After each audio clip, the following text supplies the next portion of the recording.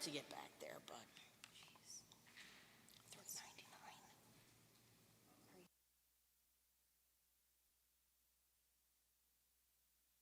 Thank you.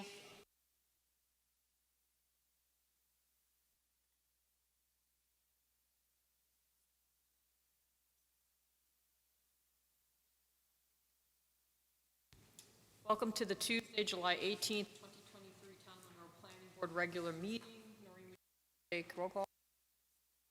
Bonnie Francis. Jeff Manson. Here. Pat Shea. Here.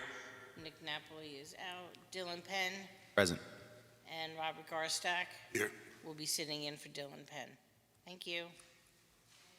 I'll point out the fire exits. There are two behind me. Sorry, two in front of me. One to the left, the main entrance, and another out. Stop in this direction. We've got the giggles tonight from lack of sleep. All right, would we please stand for the rise to Pledge of Allegiance?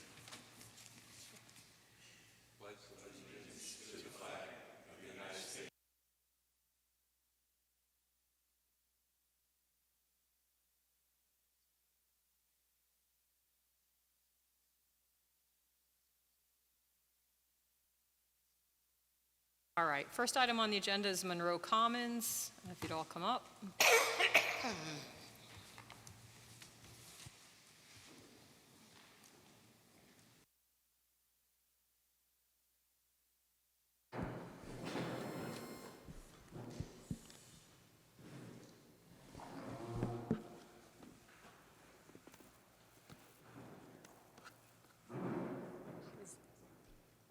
Aaron, can you hear us?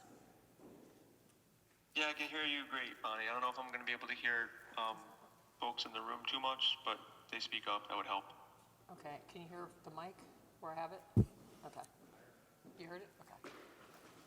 All right. Good evening. Just state your names for the record.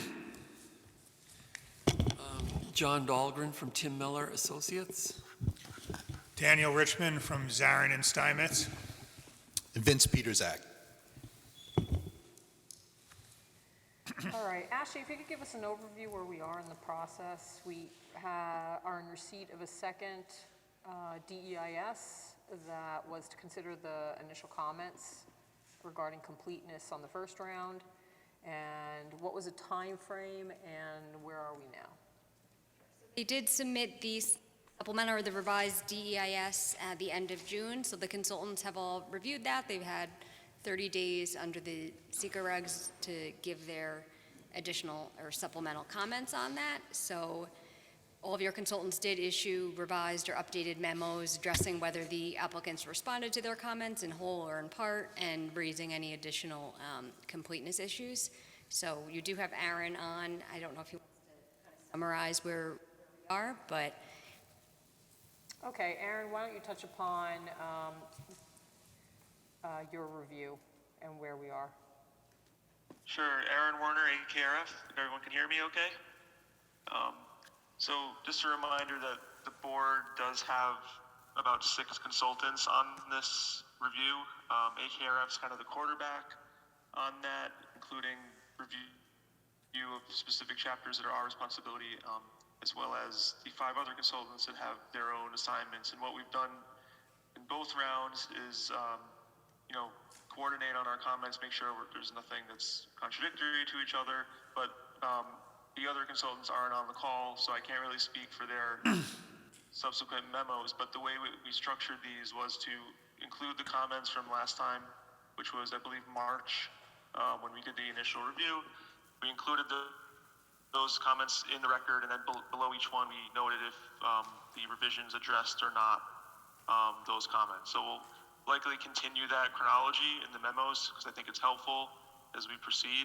But overall, the applicant did make a lot of progress on addressing some of the comments that we had, all of the consultants too.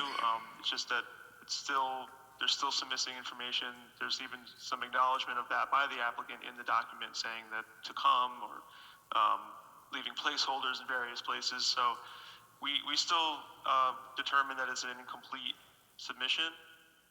So we're directing them to resubmit based on the latest round of comments for a subsequent 30-day review. And just to note that the AKRF memo includes the traffic study comments that we did get a little earlier at the end of June. Those were sent around separately. So we incorporated those into the AKRF memo as well. So they're in two places, but we did get a head start on traffic. And I think it's in pretty good shape on traffic, but the applicants, can feel free to have Creighton Manning reach out to our traffic engineer. We can have offline discussions on making sure that those are getting addressed. And that same applies for all the other comments too. We're willing to meet with the applicant team to make sure we get these comments addressed in a satisfactory manner for completeness. At this point, do you have all the comment memos? We got 6 comment memos from your consultants late yesterday afternoon from AKRF, and again this morning from your secretary, Maureen. We have just commenced the process of reviewing them. We appreciate the time your consultants have put into this and the thoughtfulness that they put into moving this project along, and we appreciate AKRF's recognition that we've made a lot of progress. We have put a lot of effort into it. We are currently digesting the comments. What I think our next step is, we are reviewing them. Again, we understand many of the comments. I will tell you, some of the comments we have some questions about. There's some questions about whether they exceed the scope, whether they are beyond the comments on the initial DEIS, which, as you know, the new secret regulations require that any further comments be limited to what was in the initial scope. And then there's some just substantively we have questions. So we appreciate Aaron's offer for him and his team to meet with us. What we would ask is if all the consultants could provide their letters to us in Word so that we can kind of index them, and we'd like to prepare a letter that to submit to your board to respond to which ones we understand we'll address, which ones we need clarification, which ones we think again may go beyond the scope, maybe more substantive comment on the DAS rather than a completeness comment. And then we would like to take AKRF up, and then if each of the consultants could also be made available to our respective consulting teams to answer any questions so that we can keep moving this and get towards completeness.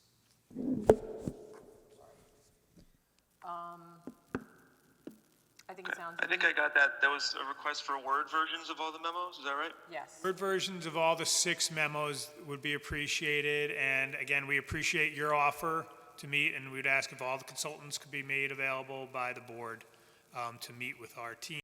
So again, our next step is we're going to go, if we could have the letters in Word version at the earliest convenience so we could start indexing them, and again, our objective, immediate objective is to provide a written response to your board to explain our position on all the comments, which ones we can answer, which ones we need clarification, which ones we feel may go beyond the scope, again, which ones we think may be more of a substantive comment on the DAS, et cetera.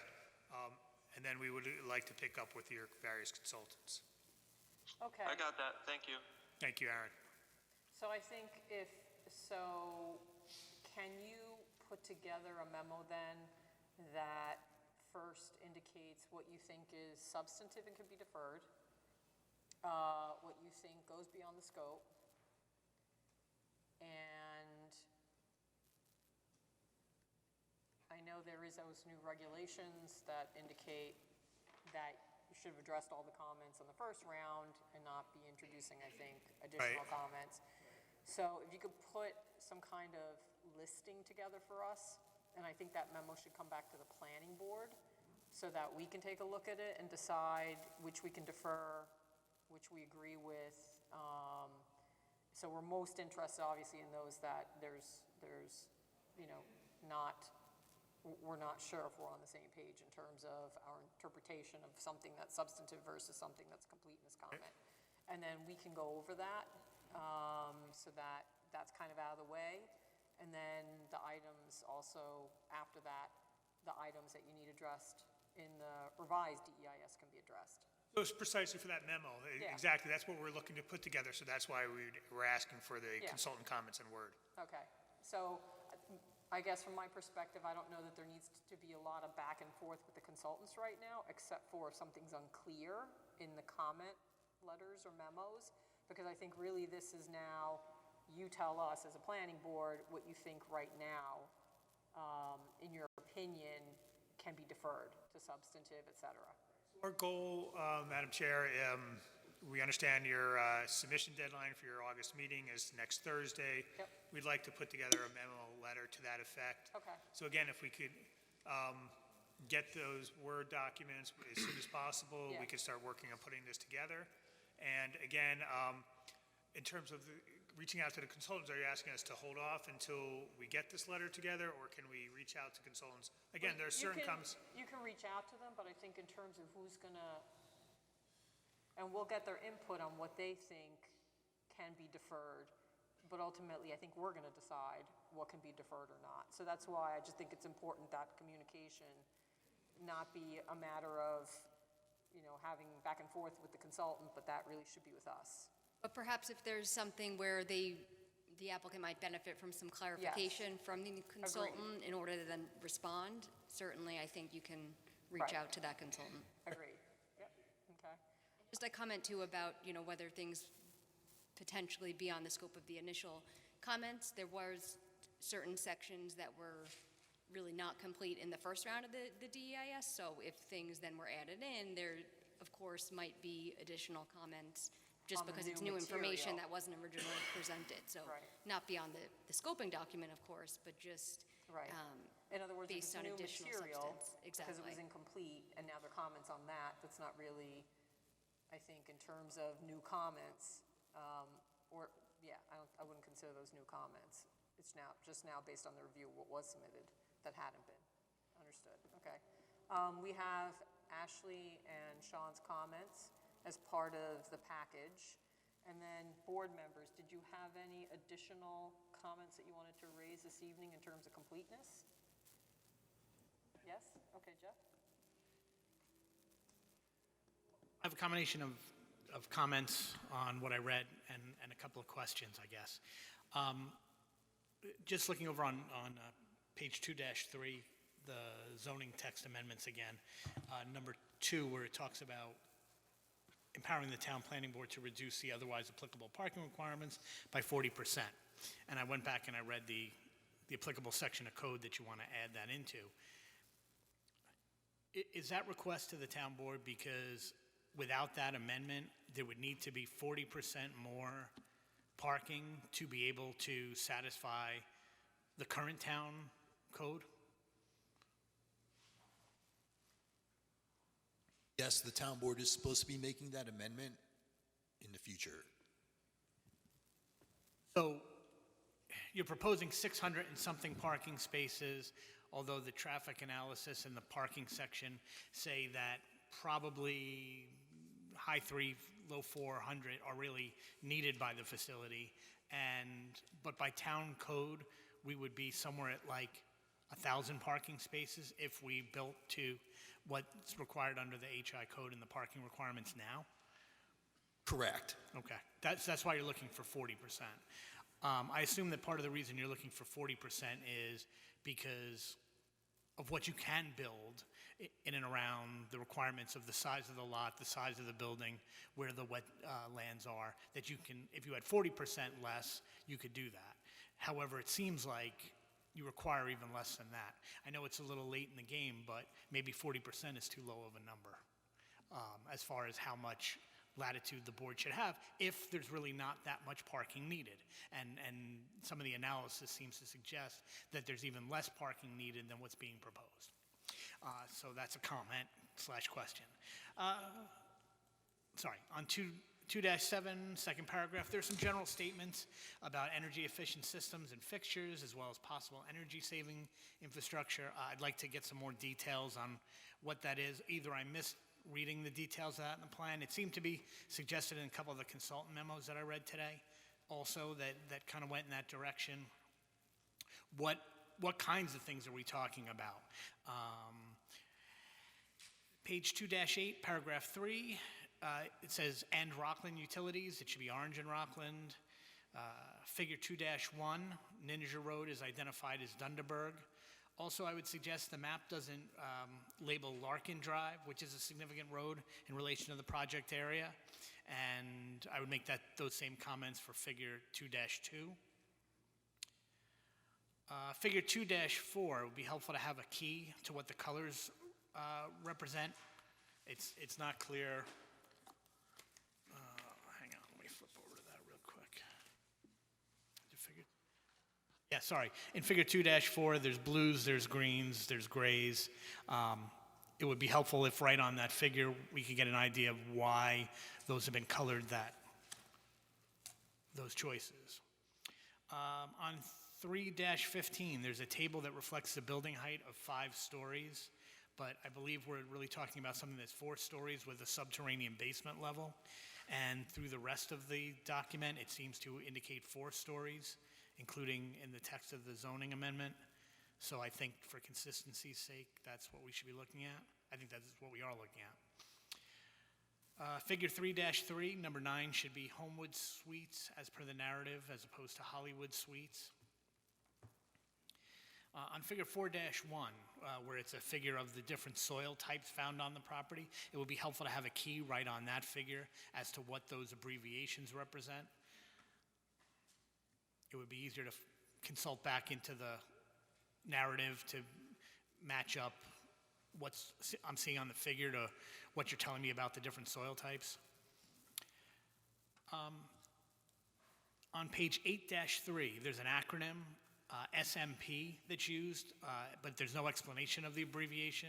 I noticed in most of the text, when you went to use an abbreviation, you first spelled it out in words, and then in parentheses put the abbreviation, or put the full, you put the abbreviation in the full text of what that represented in parentheses.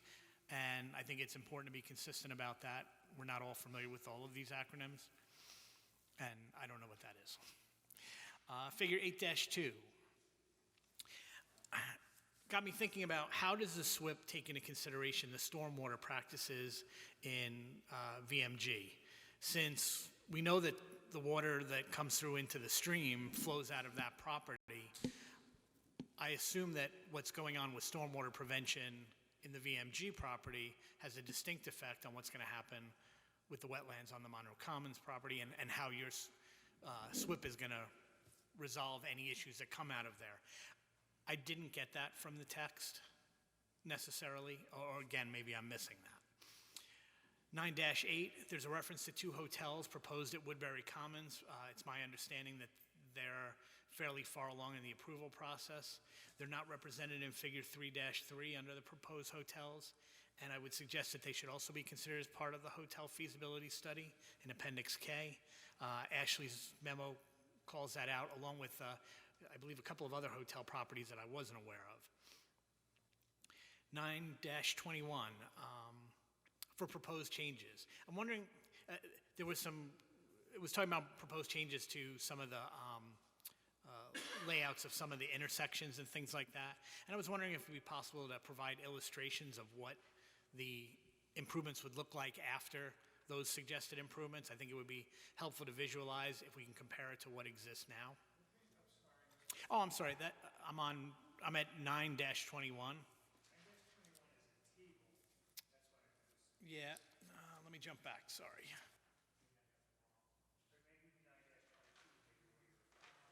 Sorry, 9-22, correct? Thank you. So there's a good explanation there of where some of the intersections or some of the roadways, there are some proposed changes. And I think if we had illustrations of what that would look like after those changes, it would help us visualize what you're describing there.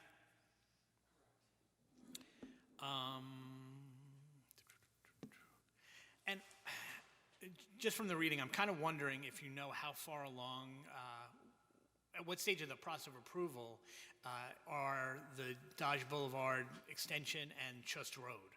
Are those approved? Are those happening? Are those still in proposal stage? Are they, and how far along are they in that? I think if those roads come into existence, it's really germane to how the traffic flow is going to be on this property. Roads are those? The Dodge Boulevard extension where Nenninger meets 105, then there's a proposed extension to connect into Dodge Boulevard in the village. And Chust Road is, I'm thinking what direction, it's east of Astral Boulevard. Astral Boulevard comes out onto 105 across from Bakertown, and Chust is being proposed to come through, I guess, the VMG property and out onto 105 further on.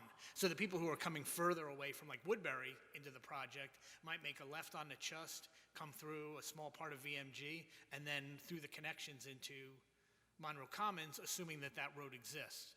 So if those roads exist, I think it's going to have a significant impact on the traffic flow, both in and out of, well, everything that's going on around there. But of course, Monroe Commons is what we're talking about tonight. So I'm just curious if we have an idea of how close those are to being approved, how close those are to coming into existence. No, I think I found that. On 11-2 and 3, there's a little bit of discussion of KJ public safety in relation to talking about police protection. It talks about that there's a public safety force in the village, but there's nothing that mentions under the fire or the ambulance anything about the services that KJ provides around fire or ambulance and how that might or might not be relevant to Monroe Commons. Certainly we're anticipating, because of the location next to VMG, that we can expect Hasidic patrons in Monroe Commons, among others, and I would imagine that, I believe, what KJ EMS, which I believe is also known as Hatzalah, if I don't have that wrong, would provide emergency services for any emergencies involving Hasidic residents. I know there are certain religious and cultural aspects of dealing with emergencies that need to be observed, so I would imagine that they would be involved in providing services in that situation. I'm not sure about the fire department, but I would ask you to look into those as well. 11-9, first paragraph, it refers to villages, but I believe it should be towns. I think you're talking about that there. 12-16, paragraph 6. There's a reference to Village of Monroe and village services. Again, I believe that should be town. 12-16, paragraph 6.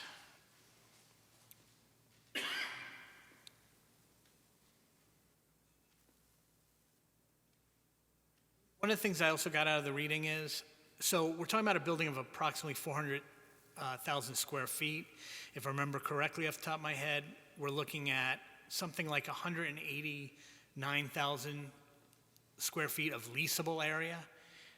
So that seems to me like less than half, and I'm wondering, obviously there's public sections of the building, walkways, there's mechanical spaces, storage, but I find it, I was a little surprised to see that less than 50% of the 400,000 square feet would be leasable. So I'm just wondering what that covers, if that's covering the retail, office, and hotel space. Are you not considering maybe the hotel is leasable for one reason or another, and it would help to understand that.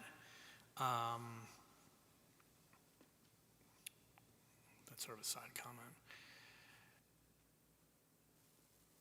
comment. Figure 15-11 isn't updated to show the proposed vehicular entrances from VMG.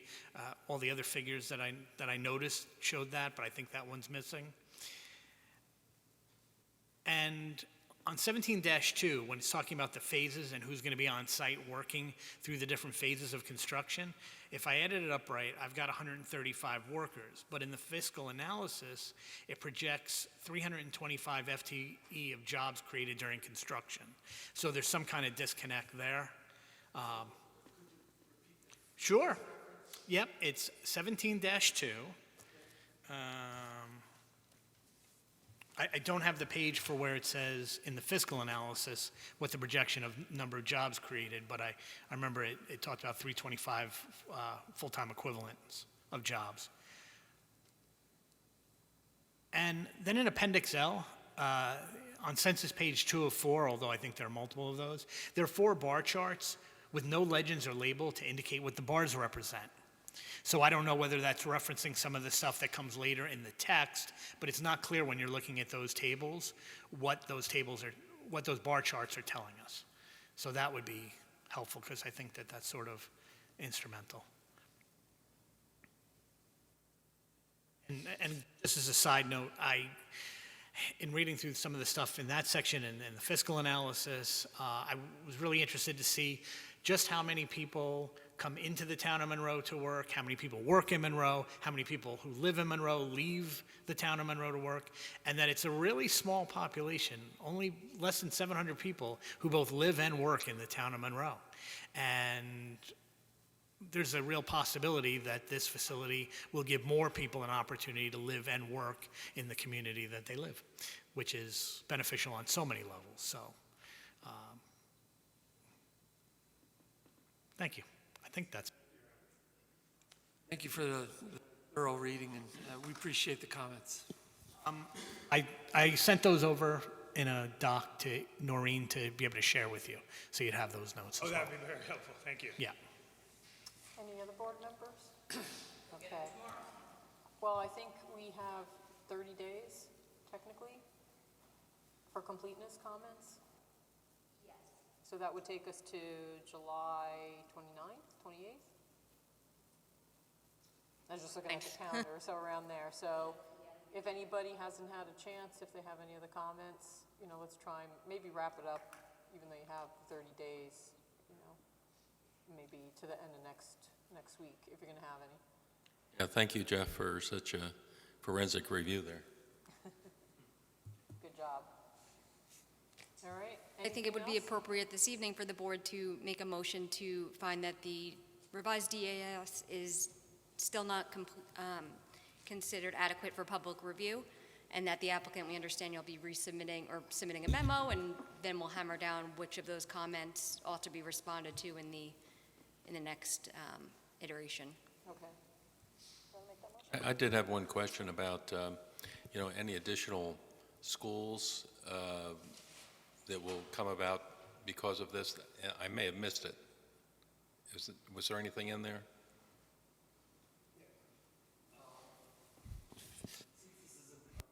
Commercial project, we really dive into this. We I think the analysis, John, correct me if I'm wrong, shows that, I think to Mr. Manson's point, that the project's anticipated to draw upon the local population for its workforce, so that I think the analysis shows that it's not going to have any impact on, significant impact on the services, demands for services in the area, including schools. I don't know if we specifically called out schools, but I think that was the tenor of the analysis. Correct. I was thinking in terms of traffic. Will there be more, not because of this project, but assuming that all these other projects are finished, that's going to add, additional impact and considerations for traffic, and I wasn't sure that was in the traffic study. Almost like a secondary impact? Right. Yeah. We've got about 1,000 So- school buses moving around at 8 o'clock in the morning. So, you're right, in other words, the traffic taken into account, it should have been, I would think it would, but. I think it is. But I understand, yeah. Is that better? I think the echoes from, the other mic in here for Aaron. Any other comments? No, all right. Would you like to make the motion? So moved? Oh, I need to, okay, I'd like to make a motion that the planning board deem that the preliminary DEIS is still incomplete at this time and turn it back over to the applicant for continued revisions. May I have a second? Second. Noreen?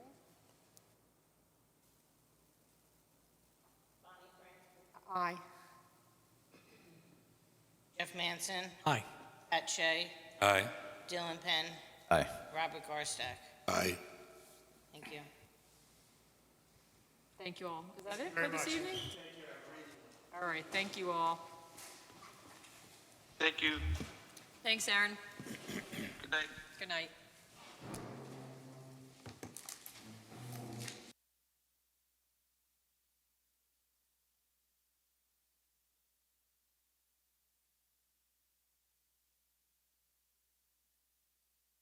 Next item on the agenda is Homeland Towers, Verizon. Instead of saying I was going to say here. We're all having a rough one. Poor Dylan's been picked on all night. A Dylan guy. I need soda. Yeah. Go to the vending machine. Hi. Where's the soda? It's one of those days. Absolutely. Better this than something else. All right, so where are we? And I believe we have a resolution to consider, and I don't know if there's anything that you want to address prior to that? Well, good evening. For the record, my name is David Kenny, attorney with Snyder & Snyder, here tonight to represent the applicants Homeland Towers and Verizon Wireless. With me to my right is Vincent Xavier, regional manager for Homeland Towers. I believe that's correct. At the last meeting, the public hearing was closed, and council was directed to draft a resolution of approval. We just have a couple minor comments on the resolution. One was there was a discussion. Sure, go ahead. So we are going to take that up. Okay. I'm just going to pause for a moment. And Sean, did you have anything in particular you wanted to bring up as far as your review? Sure, I'll touch on the big one from last time, which was the drainage. Actually, I met with Vincent and a member of Tectonic on a call after the last meeting. We kind of worked out making sure that the drainage matched pre-existing conditions as best as possible, while also trying to minimize the amount of trees that were disturbed as part of the proposed driveway to access the site. I think Tectonic basically did exactly what we had discussed on the phone, and at this time, I don't take any exception to what's proposed on the latest plan set. I had a couple minor items noted in my review, but I think those would be addressed as a condition. I think that's incorporated in as a condition. Ashley, anything you want to address? I did just send you just a revised resolution. If you wanted to pull that one up, I just emailed you. Oh, okay. That way, because I had made a correction, I realized the project number, the wrong year I had on there, and just some other minor things, but we could run through the red lines and then any comments the board has or the applicant has, I think, as we go through it. To both of your Incorporate the ones I had? yes, there's Okay. still, I think, red line in there. Okay. So that the board could. Take a look at them. Okay. So this is the resolution. I did have an opportunity to look at a first draft, so my comments are in here as well as Sean's. So you'll see some redlining in it.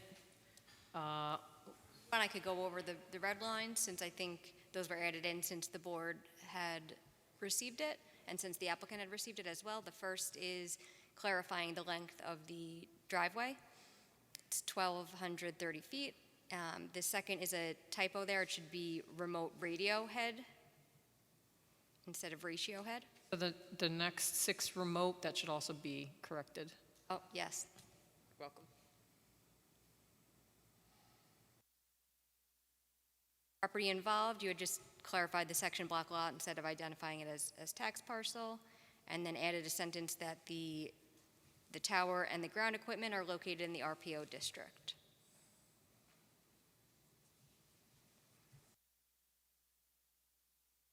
Going through, You let us know if there's a section you want to stop on. I'm just going to be scrolling. I don't know why it's so slow, but I'm going to be scrolling.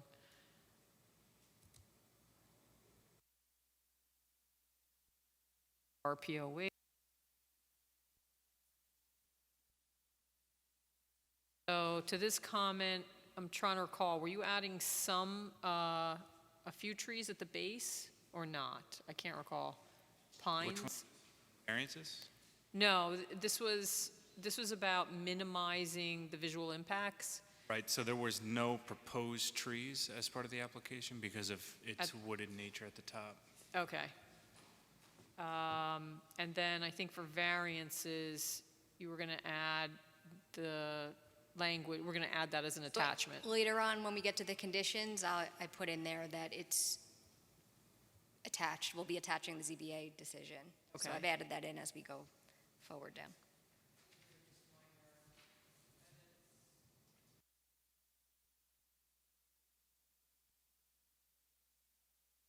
There's a reference to the ZBA decision, which will be attached. First, in the first condition, we've added in the date of Sean's latest memo, which is today's date. And then in specific condition number 2, we add that the ZBA decision is going to be attached here too. Okay, and then there's specific plan revisions that are called out.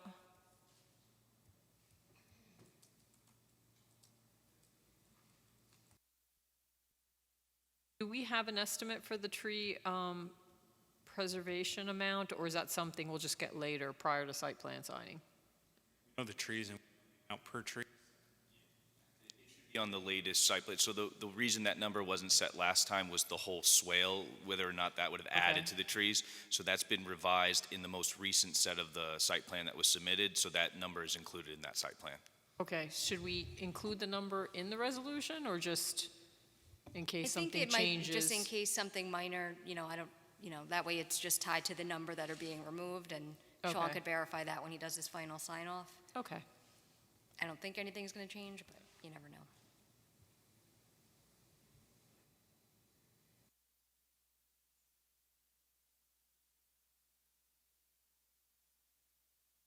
back to the conditions.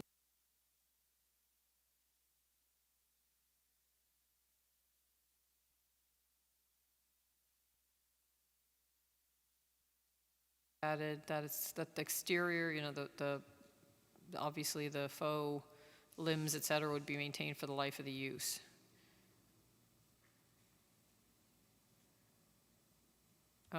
Okay, so this is probably a conversation you want to have? Absolutely. All right, so our telecommunications consultant recommended that the branching extend to 40 feet above ground level. And I think you had 50 feet above ground level. So at the last meeting, we had 59 feet above ground level, and we discussed the recommendation at 40 feet, and we had offered 50 feet would be where we would do the starting height.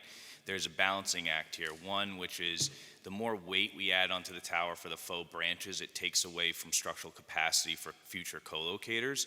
And also, when we did the view shed analysis, we confirmed with Saratoga Associates, who did the photo simulations, that a 50-foot starting height would be below all the surrounding tree heights. So going down to 40 would really be like, it'd be extending the branches below the visible tree heights, so it would be adding branches that wouldn't provide any benefit.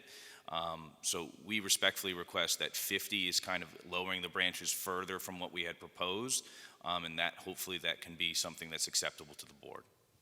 Did we get evidence from Saratoga Associates did the analysis that they are in fact at around 50 feet? I don't recall if you submitted anything. We didn't submit anything additional, just their statement that the visual simulations as shown showed the branches coming down to 59 feet as originally designed, and based on those visual simulations, you can see that there was no gap from the locations that the photos were taken from. So no, we didn't submit anything additional to that effect, no. Board members, any? I'm not sure. I'm on the fence because 50 is pretty high still. And I would just want to, and there's a benefit to going a little bit lower, I think, which is the branching starts lower. So as you go farther up, you're going to get less of the bigger part of, because it's not like a bottle brush, it's a little bit tapered. So, the tapering is going to start lower, so I think it'll look a little better, although I know there's some distance, from the viewpoints, from certain vantage points. And again, I just want to make sure that, in fact, during off-leaf, in that area, that in fact it is low enough and doesn't look obvious. So, again, our consultant recommended 40. I'm not sure, I'm on the fence. I'm not sure about the 50. Thoughts? Consultant provide any recommendation or reasoning for the 40-foot? Because we know Cityscape, they're really more for RF engineering analysis. This seems to be more of a visual aesthetic component of the application. And, ultimately, we want the facility to be designed in a manner that this board feels comfortable with. But we felt that the photo simulations, as they were shown at the 59 feet, they showed no vantage point that would show an exposed portion of the pole. So even at the 59-foot height, we felt that that was satisfactory. We're lowering it even lower to the 50-foot height. We just would think that that is providing exactly what you're seeking, which is that additional branching below the tree height. An additional 10 feet below that, I think it just doesn't provide any benefit, and it would take away from future co-location ability. So that's really our only our position. How does it take away from the co-location? So the more weight that you're putting on the tower, again, the branches that are at the lower part are going to be those larger branches that extend further away from the face of the tower, that you're going to add more weight to the tower, and that'll take away structural capacity for future co-locators. So we're over-engineering the design of the tower so that it can support Verizon and up to 3 future co-locators, but we don't know exactly what their equipment is, so we're trying to maximize that amount of weight for each carrier at each RAD center. The more weight we add onto the tower now before their co-locations, it's less weight that's left in the tower for capacity for future co-location. So it's a push-pull. We can extend the branches lower, but then that's less weight that's able to be put on the tower for future carrier equipment. Thoughts, any reactions? Difference personally for the 50 to the 40. Having looked at the visuals, I mean, we won't be able to see it. I'm comfortable with the 50 height level based on our site visit and what I expect to be visible. I think that additional 9 feet will give us, even in off-leaf, a reasonable screening and appearance and camouflage. I find that acceptable. Based on my recollections and being out on the site, I'm not sure. Maybe even going 45, if not 40. I don't know if that would be an option. This is a homework question. We can go 45. Yeah. Obviously, it's always a push-pull, but Right. if it's something you're concerned about, the last thing I want is for this to go up and I can see 2 feet there, and for you to give me a call. So Right. if it's just going to put this to bed here, we'll agree on the 45. It's fine. I'm not going to. You okay with 45? 45? 45's good. Yes? Okay, so let's make it 45. Thank you, and Talking about the Here? coloring of the RHs. Where you get to the next comments also here. So there's nomenclature.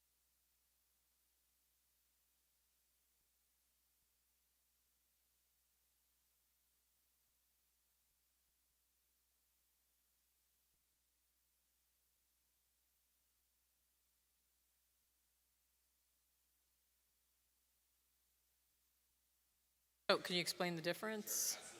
So with the socks, it was a covering that's basically, it's a piece of fabric that went on.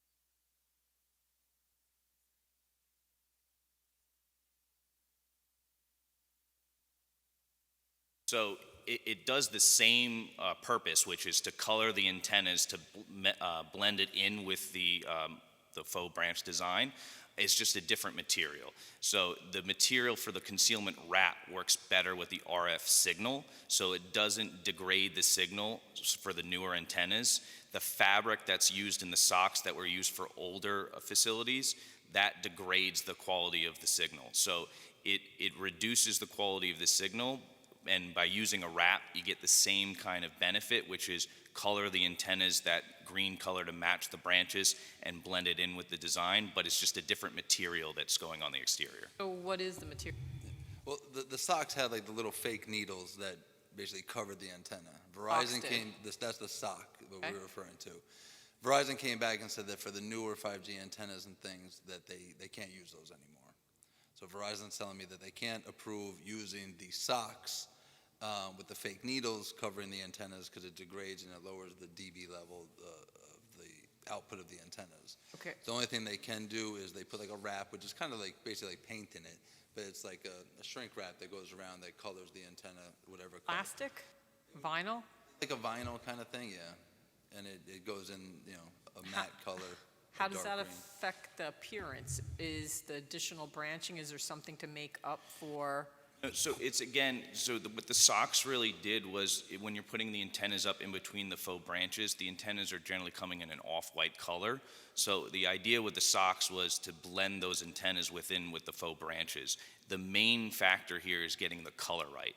So the concealment wrap versus the socks, especially at these distances where you're looking at them about 1,000 feet away, there's really going to be no difference from the observer. It's just from a technology standpoint, the newer technologies, they don't work well with the fabric that's the socks are made of. So this concealment wrap, which is like a shrink wrap that's made out of like vinyl, it works better with the technology. It still colors the antennas that full green or whatever color we want to print the shrink wrap in, and that'll help with the same design that we proposed, which is it'll look like a faux tree. It'll have the same color as the branches, so you won't be able to distinguish the antennas from the silhouette of the tree.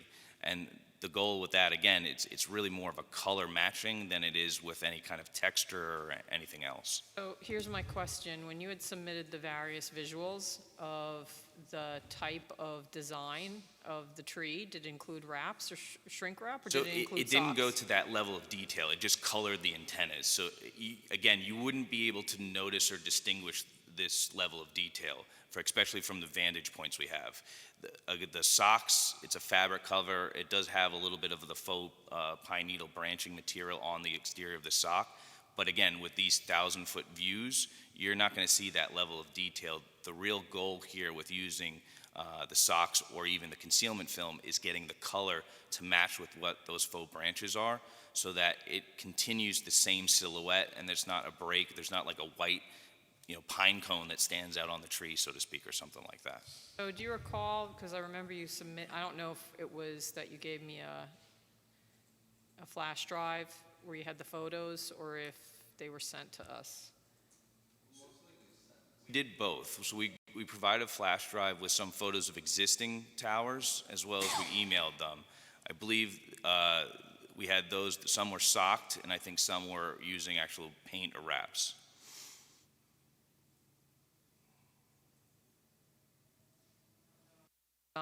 Probably find the photos easily. Find it, yeah. If we include, I don't know if it's a separate photo. I have the email. Okay, perfect.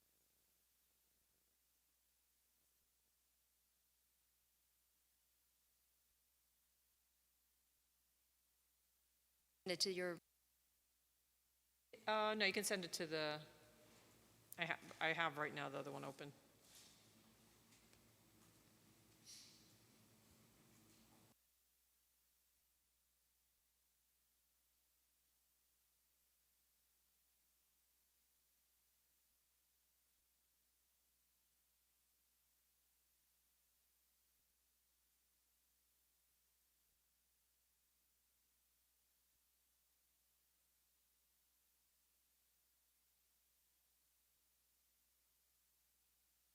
yeah, the photos.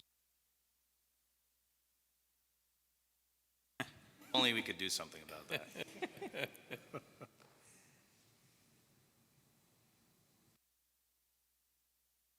A while for the other one.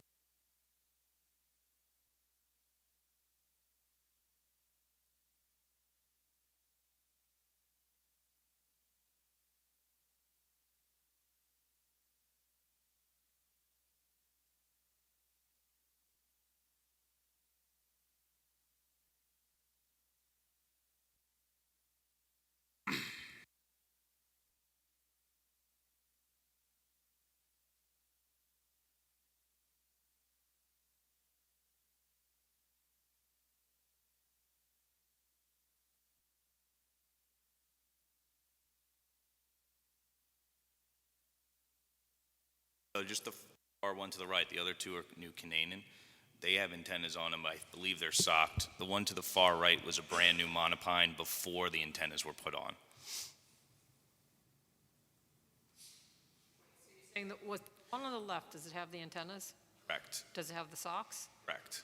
The one in the, The on the middle is the right. same tower, and then the one on the far right, I don't believe has antennas on it. That was when the tower first went up before Verizon installed its antennas. But also doesn't have any image of what the wraps versus socks would be.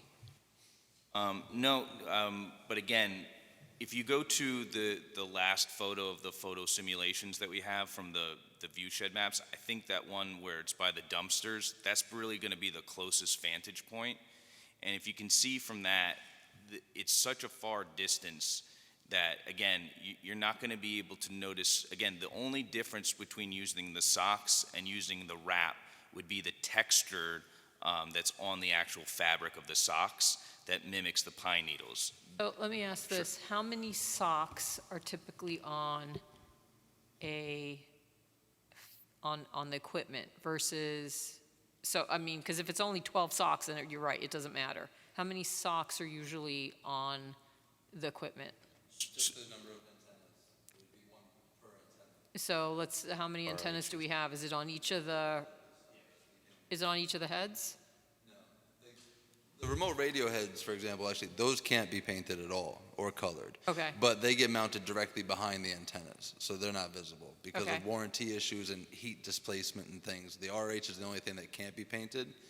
The antennas themselves, sometimes they get socks, and that's what I've been doing for a long time. This whole direction is relatively new to me.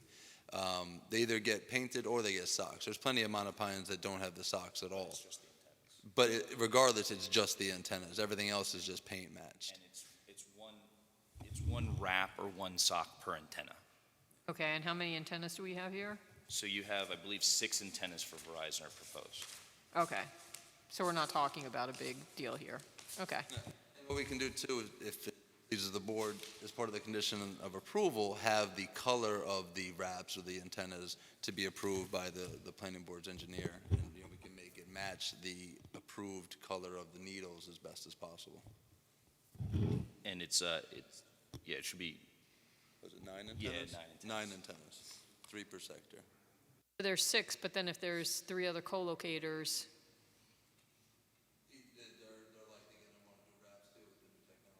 with, no, in other words, there's going to be 6 times 4? well, no, each carrier will put up its own amount of antennas. So we have 9 proposed for Verizon, 3 sectors. They could pose 12, the next carrier could propose 6. We really don't know what their needs will be.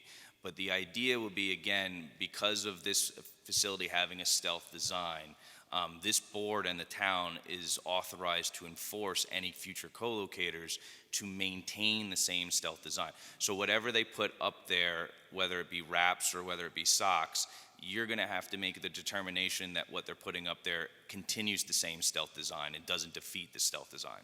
And to that So- design, the crucial aspect is that the Oh, wait, branches. I'm sorry, just hold on a second. So do co-locations come back to us? Depends Normally if they- it's an eligible request, so Right. but your conditions, your approval does require that any future co-locations not defeat the stealth Technology. technique. So Okay, whether it's submitted to the building department or it comes to this board, they can't propose something that's going to be outside Contrary. of this okay. So if we design. do the wraps, the bigger part, I believe, to maintain the stealth design, as part of our design is now, is to ensure that the antennas stay within the diameter of the branches. You'll see some faux trees that fail because they let the standoffs and the mounts be bigger than the branches and they stick out. And it doesn't matter what color or wrap you put on the antennas at that point, they stick out. So as long as, and you can put it explicitly in the condition as well, that all antennas rather, stay within that diameter of the branches and be color matched to the branches. I think it's the best way to maintain the stealth design. Right now, it says that antennas, main distribution boxes, brackets, mounts, antenna frames, visible sections of cables, and other tower-mounted equipment shall be color-matched and placed within the branching scheme and covered with antenna sleeves/socks to provide blending. And then it says all such equipment and RH units shall stay within the radius of the branching scheme. All we're looking for in that revision is just to change the word socks to concealment wraps. How about we do sleeves / socks / concealment wraps? Because who knows, someone may have some other technology that they'll put something else in. That's fine with us. We don't want to prevent someone from using socks. We just want the ability to use the wraps because otherwise it downgrades the antennas. That's good? Okay. That's reasonable to me. Is that it on that page?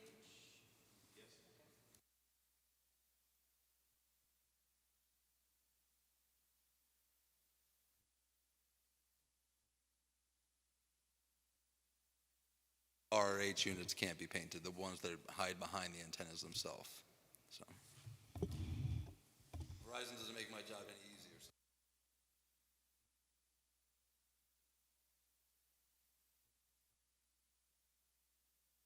I'm just going to make that change consistently. Whenever there's a reference to either socks or wraps, it'll say sleeves, socks, or concealment wraps.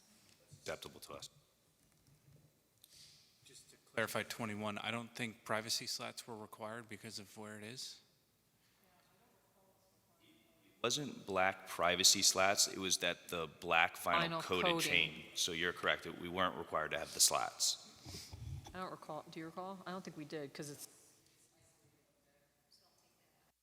Black vinyl coated chain link fencing.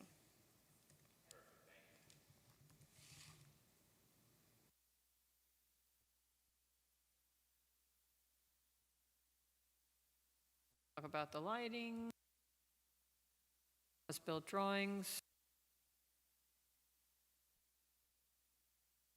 about the maintenance,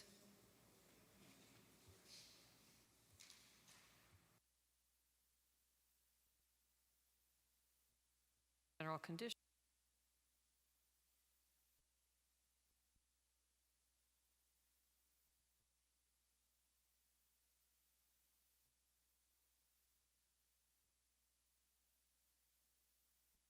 And we have somewhere in there the fee for the trees.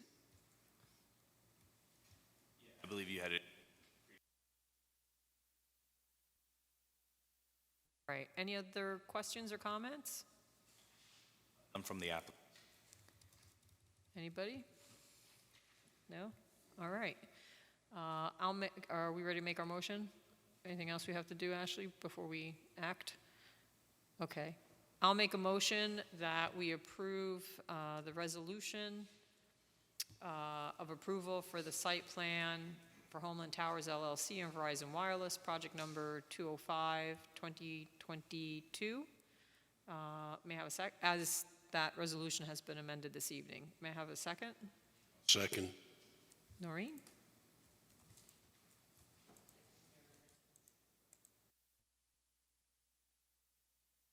Robert, correct? Bonnie Franson, Jeff Manson, Aye. Pat Shea, Aye. Dylan Penn, Aye. Robert Garstack. That the motion carries. It is approved. You're going to miss us. Yeah, absolutely. We'll come back for regular meetings Come anyway. back with your socks or your sleeves or whatever we need to approve. Thank you very much for your time and your attention on this matter. Thank you.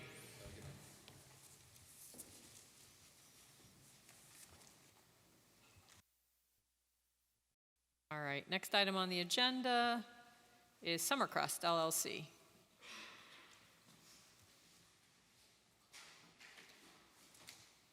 Come on up and then state your name for the record and just make sure that you're speaking on the mic. Good evening, everyone. My name is Jonathan DeJoy. I'm an attorney from Catania Mann & Ryder for the applicant, Summercrest LLC, and this is Tim Mitz, the project manager. Could you repeat your last name? That was very quick. Sorry. It's DeKJoy. Thank you. You got it. All right. Good evening. Begin. Sure. I'd just like to make a comment. I want to first thank Noreen to make sure that I was timely on getting everything to you. We handed up a set of updated plans from the surveyor with the measurable wetland markers, I believe, that the engineer had asked for. So those were the day of submission. And then I got a little nervous with the list of items, and the two folks over there took their time off their regular schedule and gave me a freebie of a Zoom meeting to hash everything out, and hopefully we are bringing this close to a conclusion. So I just wanted to state that for the record. Thank you. Yeah, we are aware of the Zoom conversation, so thank you to our consultants, because it always helps in terms of clarifying, what we're looking for. So we did receive the survey. My only comment there was, I don't know if there is a version that's stamped and signed with the seal. That should have been signed and stamped. I believe it is. Okay, so it's definitely stamped, but normally I see like it signed. I don't know if there's a different format or if it's Right, okay to right. just put that written. It's not a race. No, I think that might be okay, but I don't know about if it has to actually be written.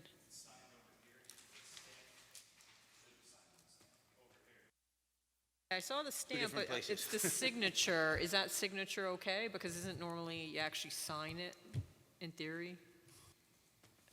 But they have to sign and date the stamp to ensure it's stamped and sealed after the proper revision, because otherwise it could have been signed after one revision and stamped in a different place, and there's no way to verify that. Yeah, I'd suggest that that be updated so that the signature is over top of the seal. Yeah. And I think a revision's, in my opinion, necessary, just because I think it'd be helpful to have each building numbered on the survey. Okay. Well, and that to only, answer that question, because it was on part of the consultant's list, is I did submit, I guess you guys didn't get it, but there is already a survey that I have in my hand here that's strictly on 8.5 by 11 that lists all the buildings with the addresses for you. So it's already been done.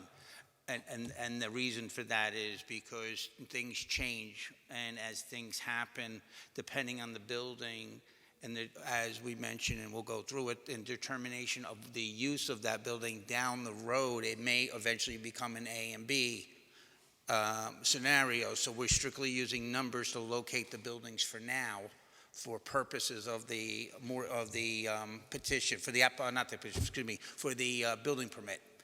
so why don't we go, do you want to provide any overview of where you are, and then we'll get to our consultants and their comments? Sure. So we got Sean's memo today, and we're going to be preparing a written response, but maybe we can just go through the list verbally and check a few things off. So we'll start with number 2. So we have the survey with the building numbers on it, as Tim just mentioned.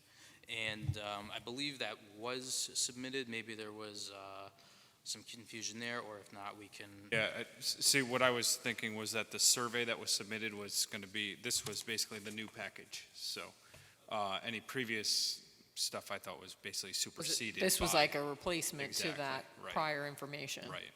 So. Yeah, because it would be useful to have the numbers on the latest for reference purposes, so when we go to act on it, we could say buildings XYZ, and we only have to look at this one map.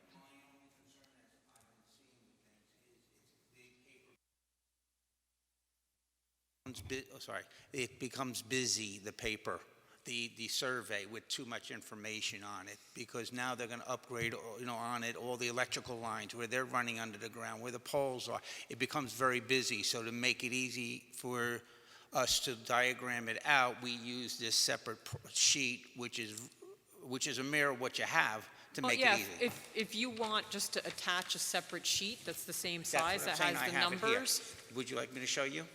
is that okay? Fine. I yeah. can show it to you if you Yeah, want. because ultimately, we're, in as much as that survey's for your purposes, our purposes is for the buildings, for the historic appropriateness, and just to know which are which, but on a kind of a more detailed map.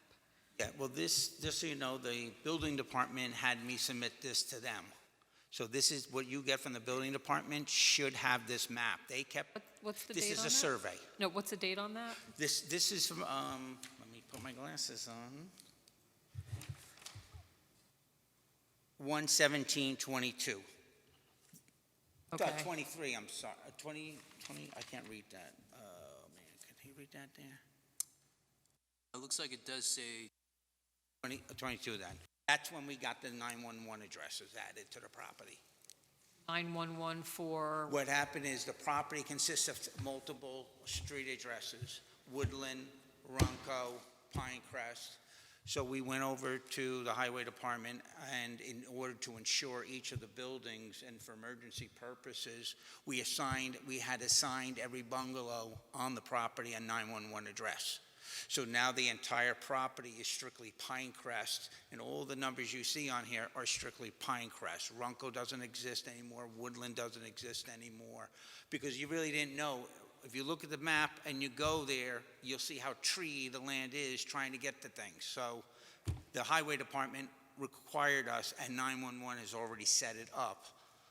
So it's for every building, because not all, I mean, the buildings aren't all occupied. Occupied so- or not, if there's a fire, if there's an event at a particular building, the fire department needs to know exactly where to go at that moment. We don't leave any, as I told you, we don't leave anything to assume.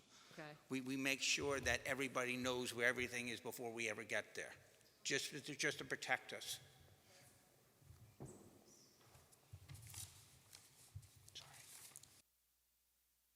So for number 3, as far as the use goes, I don't think we are even there yet. I think right now the goal is just to get the building permits so we can start work on the buildings, but really before they fall down. That's Yeah. basically it.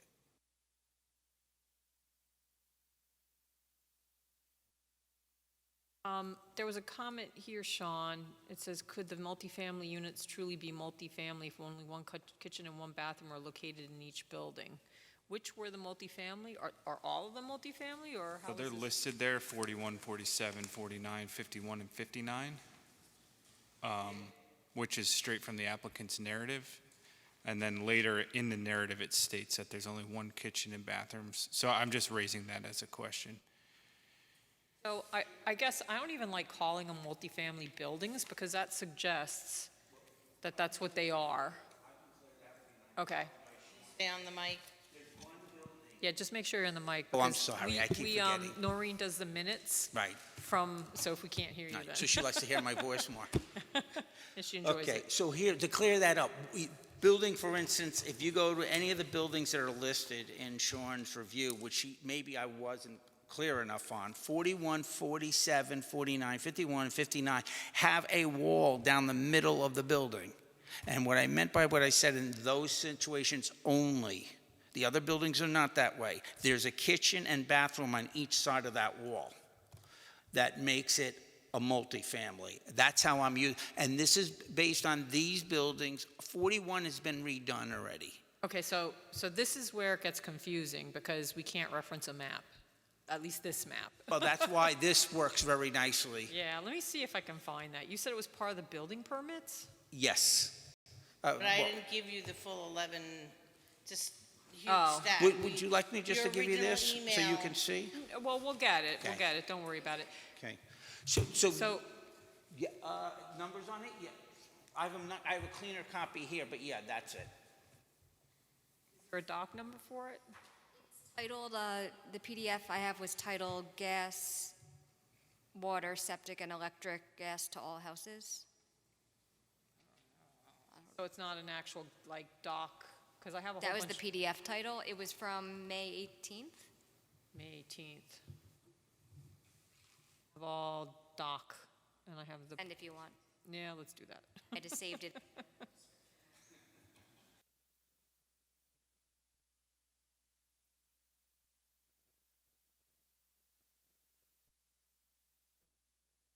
I can bring it up, everybody can take.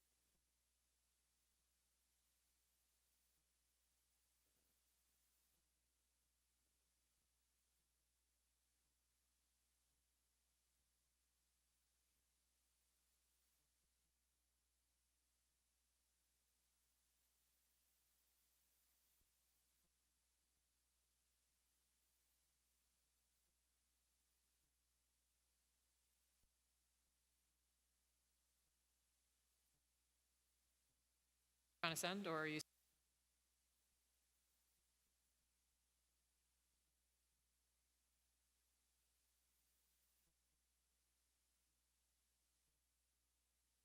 Whatever file.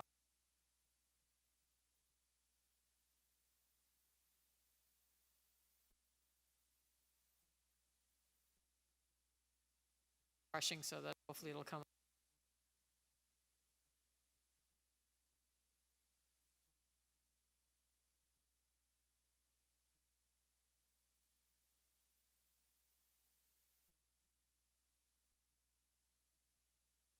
tree doesn't belong to me.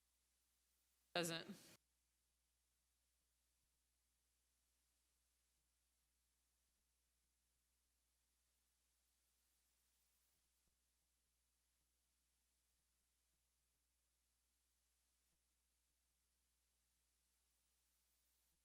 It might be too big. Color, that's all. Why? Not a got of our names. I could take a front picture.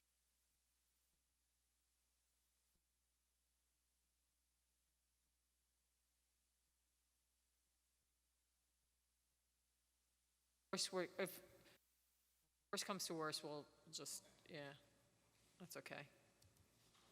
You don't think it's gonna come through? Is there a way to just extract? Is it the map itself that's 16, or is it like the whole?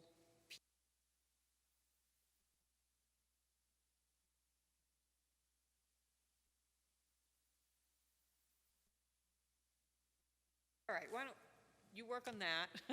We'll see if we can continue. I think it might have, You think it went through? I think so.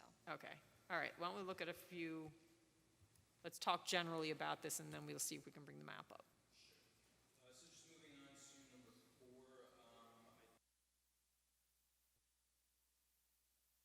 4. On the mic. There were 15 permits submitted, and Tim was able to clarify that with the building inspector today. So what's the act? To clear it up, here's what happened. We originally submitted when was denied by Ben and sent up to this board, 7 permits. Then Ben came by and took a look, and he wanted the additional permits for the other 8 buildings. He never transmitted those 8 up to you guys. So he has them. I have a copy of all the 8 permits, but he has the additional 8 permits with him. That entails all these the remaining buildings, and it also entails the exact same description as we discussed before. We're only changing the siding, not changing, so we're repairing the siding and putting a new roof on, because there's not one roof there today that's savable. I think just to echo on that, so, because I did see the reference to your request is for 15 units, but it was, I think, you talk about some of the other units that might have already been repaired, so this board just needs to be clear what number units you're seeking the approval for, so. 15, that's what the permits were put But in the for. actual, which actual buildings and what, if it's everything is the same for all of them, but just to know exactly what the request is for, so that. In my summary follow-up to you, I indicate that I distinguish in the report for you which buildings are tongue and groove, which buildings are asbestos. I also supplied in my follow-up paperwork from Home Depot, the actual shingles can be purchased and replaced. They're not hard to replace without minimum effect. Everything, as I indicated in the thing, is white, as the pictures indicate, and the color of the trim and everything is pretty much the color of your consultant's thing, but more of a reddish brown than anything. And that's it. That's the color, and that's it. The roofing is very simple. It's natural, neutral, and it's not something that is not of a natural nature that you would find in a brown, a black, a gray, or something, or even a red, because the rec hall was a red roof. So that's why we put a red roof back on it. But that's all in the outline for you. I think it was just, and maybe it was just the way I was reading it, it was hard to just follow which ones were. I'm hard to follow. I don't deny that. I don't deny that. Specifically. If I could just suggest, if you could create a chart which identifies each building, what type of siding's already on it, what you're going to replace it with, and what color it's going to be. I actually did that in my summary. A section where I actually said these are tongue and groove, and to the extent of fixing, I can't define that till we get there, because you don't know what's got to be fixed. In other words, I'll go back to the picture that you put up last time that showed the one side had a lot of work to do on it, the other sides don't. So what's going to happen is the tongue and groove will come down, new structural walls will go up, new rafters will go up, and then those same tongue and grooves, if they're savable, will go back up, and only new product, if assuming it's needed, will go up as well. But they have everything that's comparable to what was done then. It's all pine. I put it in. I think it's a cedar pine or something like that. But there's a invoice from Home Depot on that. So in our response, we can do like a table or something that just, that shows it. Yeah, it's what's there now, because I think you just said asbestos. Some of them have asbestos siding on them. So all we're doing is replacing broken shingles, repainting the thing like I showed you on 33 and 35 of the property last time, and putting a new roof on. We're not literally taking all the siding down and putting all new siding up. But if there's asbestos there, do you have to take the asbestos No. off? I have to seal it up. I don't have to take it down. As long as I paint it and seal it, it's good.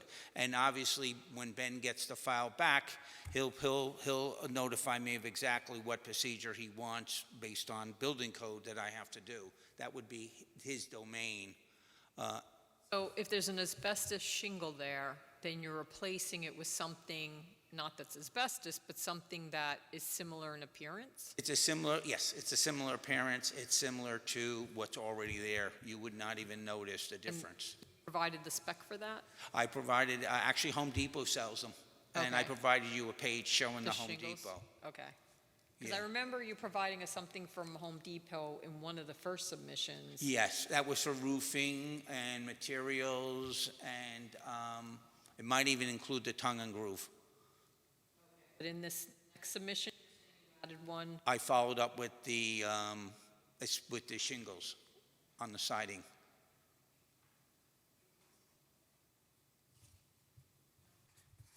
All right, we'll have to look for it. Okay. So, getting back again, sorry. So you're pursuing then changes to 15 buildings. We need, Repairs.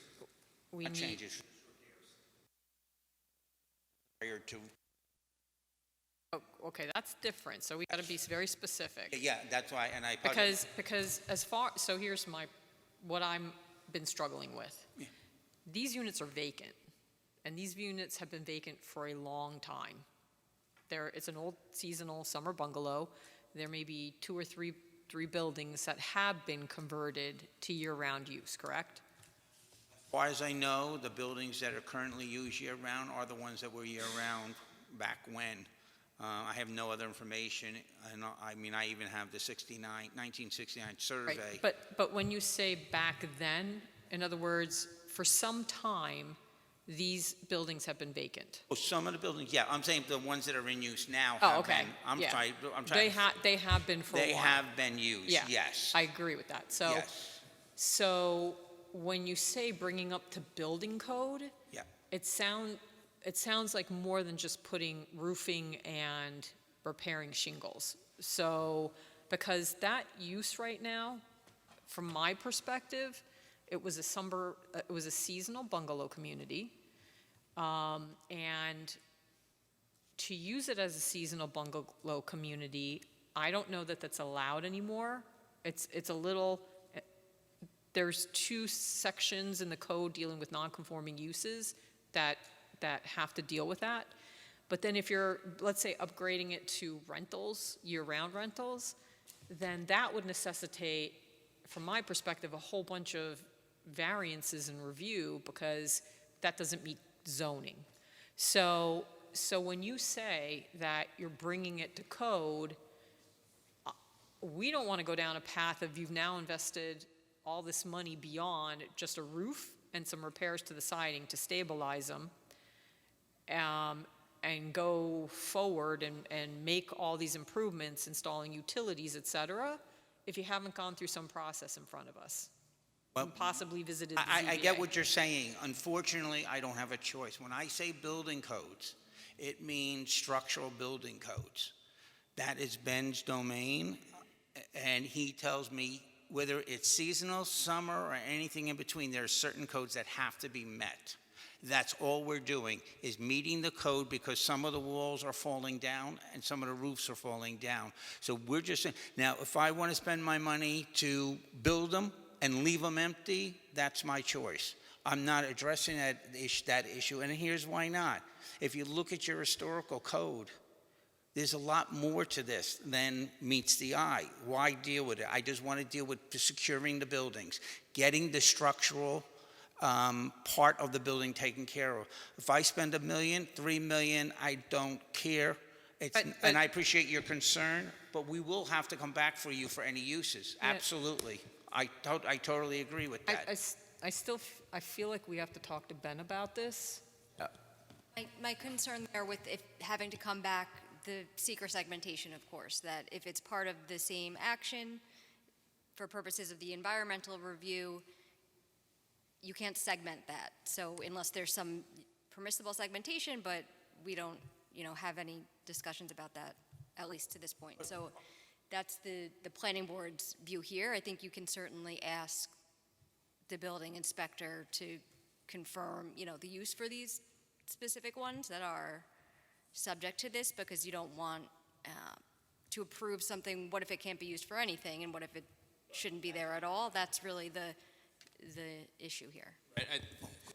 We understand the use could be an issue down the road, and that we're proceeding at our. And I understand the argument about segmentation, but right now, it's just really to get the permit. My largest concern at this point in time is, and maybe Ben would be able to assist us, is ultimately we understand some of the buildings are beyond it just being a repair, and there is a structural aspect to that, of which we don't have structural plans. Well, you don't have structural jurisdiction. Just from a project viewpoint. No, I understand that, but according to the rules for historical properties, and I appreciate everybody's input here, the reality is that you're only concerned with the outside facade of the building. Everything else is not under jurisdiction here. Technically, I think I have a right to go in and structurally fix these buildings. The problem I run into, or the owner runs into, is making sure that when those sidings go back on, that it appears to the same thing that it was historically. And we totally agree with that aspect. So I question whether, in fact, you are legally entitled to fix those structures, and this is why. It's been vacant. Those buildings have been vacant. Now you're improving them to be occupiable again, but seasonal bungalows aren't allowed in that zoning district, and if you want to make them year-round, then you have to meet code now, or get variances. So we're almost like knowingly upgrading the buildings, possibly for something that isn't going to be allowed. That's where I was alluding, is ultimately when you come to, when you mentioned you want to bring them up to code, that code may bring aesthetic differences that we would then have jurisdiction under. I get that, but I'm only responding based on my conversations with Ben and limited to fixing the walls and the roof. I don't think you can stop me from doing it. I'm entitled to preserve the property. It's an historical property, and we don't want to get into uses. When we talk about code, we're talking about structural code, making sure the building is sound. That's the issue. Yeah, but it's not, if they're not sound now, and it's a non-conforming building or a non-conforming use, then I don't know how we can go forward and allow that unless Ben says specifically that use is allowed. I just worry without this information that we're looking for, we cannot, I personally, along with some of my board members, cannot provide a complete and thorough review of the request at this point in time. I think what we want is just Ben to tell us that this use and how you're upgrading it is allowed, because we don't have a use. And so at least that's my struggle.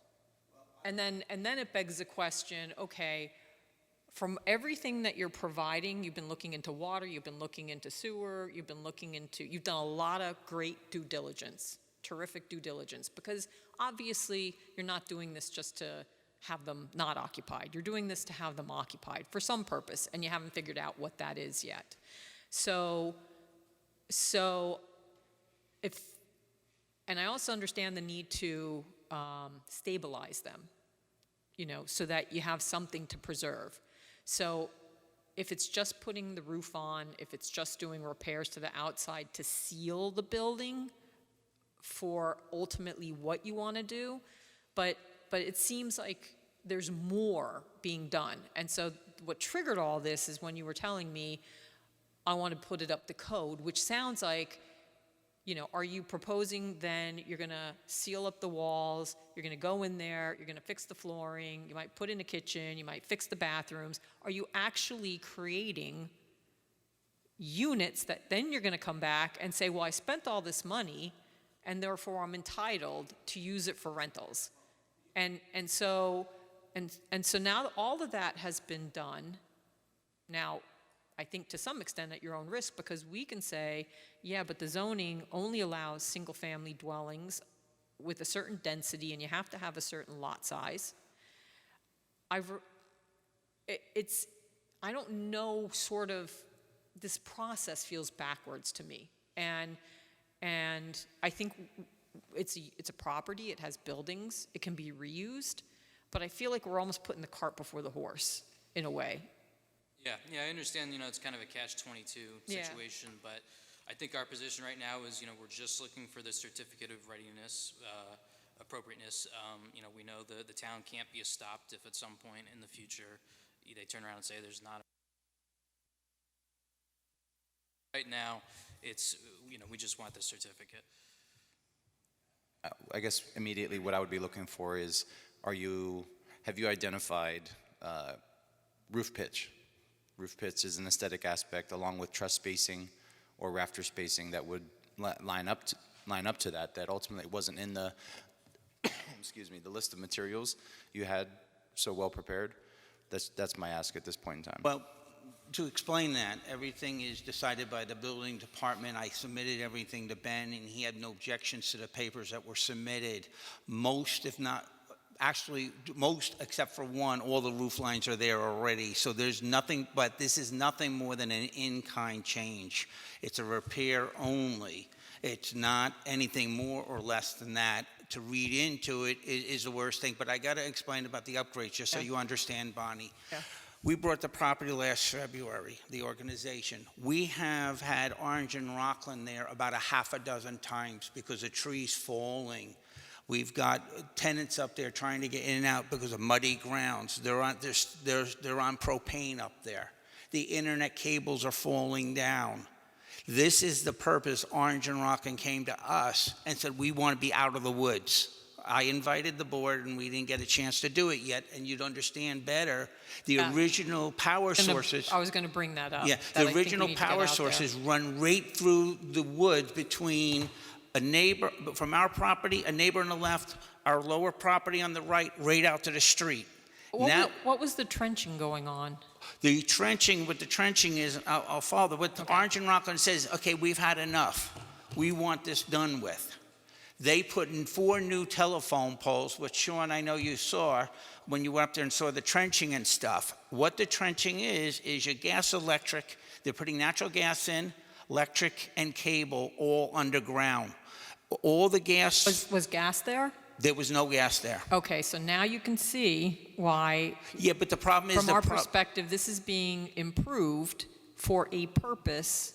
Right, and to upgrade it's not just about repairing and stabilizing, you're prepping it for more. No, I'm not prepping it for more, because the only houses being fed right now under the gas procedure are the houses that are existing. I still have a safety issue up there.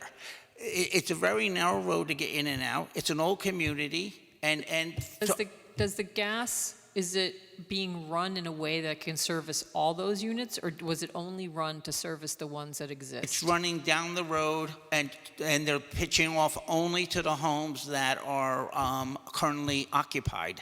And the only other thing that they're going to pitch off that right now is generators. We're putting generators behind the bank of meters. Because when power goes out up there, you're totally in the dark. We got an old lady in one building. She sat in the dark about a week ago for 5 hours. She can't get out of bed. Where are the generators? Huh? Where did you say the generators are going? We're going to be installing generators. No, but in other words, are they in a central location, or you didn't say a generator for each of the buildings, it's just generators, We're going to an have, what the overall electrician generator? is doing is with all the new electrical they're installing a bank of meters. And with that bank of meters at different locations or a house, there's an actual generator we're putting on the house. So the gas line the gas line will feed the generators. So so if you got a bank of like 4 meters that goes to different houses, there's going to be a generator behind that because it has to be behind the meter, and that when the power goes out, the generator is going to come up and bring the property up. It's very dark and desolate back there No, at night. I appreciate that. So the meters are for what? Are the meters for For the houses, for the existing homes. So each individual home is going to get a meter? Each individual home that's currently occupied is getting a meter. Okay. Nothing else. Electrical meter? Electrical. They Okay. already have electrical meters, except for the grid is a little screwy. I've got two electric meters that feed a separate house each. I've got 1 meter feeds 2 units, which is 41 on 1 meter. So it's a landlord account. Then I've got 1 meter that feeds the house. It's the house that has the enclosed trailer next to it, the black one. I don't know if I you wasn't there. It was No, I'm someone saying from when you our- were there in the past. Just a real quick So question. that particular house, just to finish, that Yeah. particular house feeds all of the buildings down below. So- So we're pulling it off. So what's occupied gets a meter. What's not occupied is getting nothing. Remind me, if I go up there to take a site visit, do you have the numbers on the buildings? Yes, we Or do. there's some little, okay, so I'll be able to take this Yeah. map Yeah, yep. and then put in the number systems Yep, if I and go not up there. only Okay. do you like this, Bonnie, not only do you have the numbers on the buildings, we have posted signs directing you where the building is, so you know. A little signage. Huh? For reference. Yeah, like you go into an apartment complex and it tells you where a building is. We did this, did the same thing to make it easy than having people traveling where they didn't know where they were going. Okay. You can get lost up there.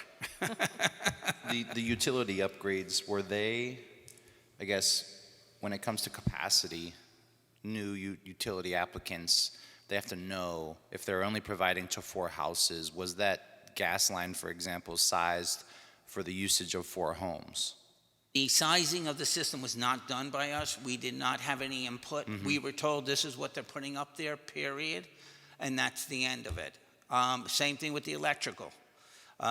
Instead of having 1 transformer like we have now that runs through the woods, and I'll give you, they're now putting 4 transformers up there because they want to spread the power out. We had a problem at the last storm where 2 trees fell down on either side of the transformer at the same time. And these are the problems. So when you talk about upgrade, there's more upgrade than just upgrading. It's about the preservation of life and the property. And that's in part why every building also has a 911 address, because an insurance company will not necessarily insure all the buildings. So every building's insured individually, but we take the steps as responsible landlords, which I don't know if you know, we have an extensive number of rental real estates within Monroe. We want to make sure that our residents are all protected. So we're not worried about the cost short term, because most of the cost is being picked up by Orange and Rockland. They make the decisions. I wish I could have. I would have had it all done by now, but they didn't, and now, they're in charge of it. So they've laid everything out up top, and they just got to connect to the road at this point on the gas. So getting just real quick back to the building permits that have been filed. So if I look at this revised, this version that you just submitted, it says amended application. Under attachment A4, there are 8 permits here. Those are the new permits Okay. that I filed after he sent the 7 up to you. Okay, so we should have all, the prior submission was the 7, and now we should have copies of the 8, of all 15. By the Genesis, Okay. only 8 included, and there was 15 identified, so. Yeah, well, So we have when to check the addresses and everything to make Right. sure we have everything. Right. Okay. Yeah, because I actually talked to Ben today and asked him, because I was surprised you didn't have it, and he just said there was no request for him for the additional surveys, but, not surveys, permits. Why don't we continue with your comment memo? Sure, so I think we left off on number 6. We'd be happy to revise the EAF to reflect the siding replacement and roof repairs.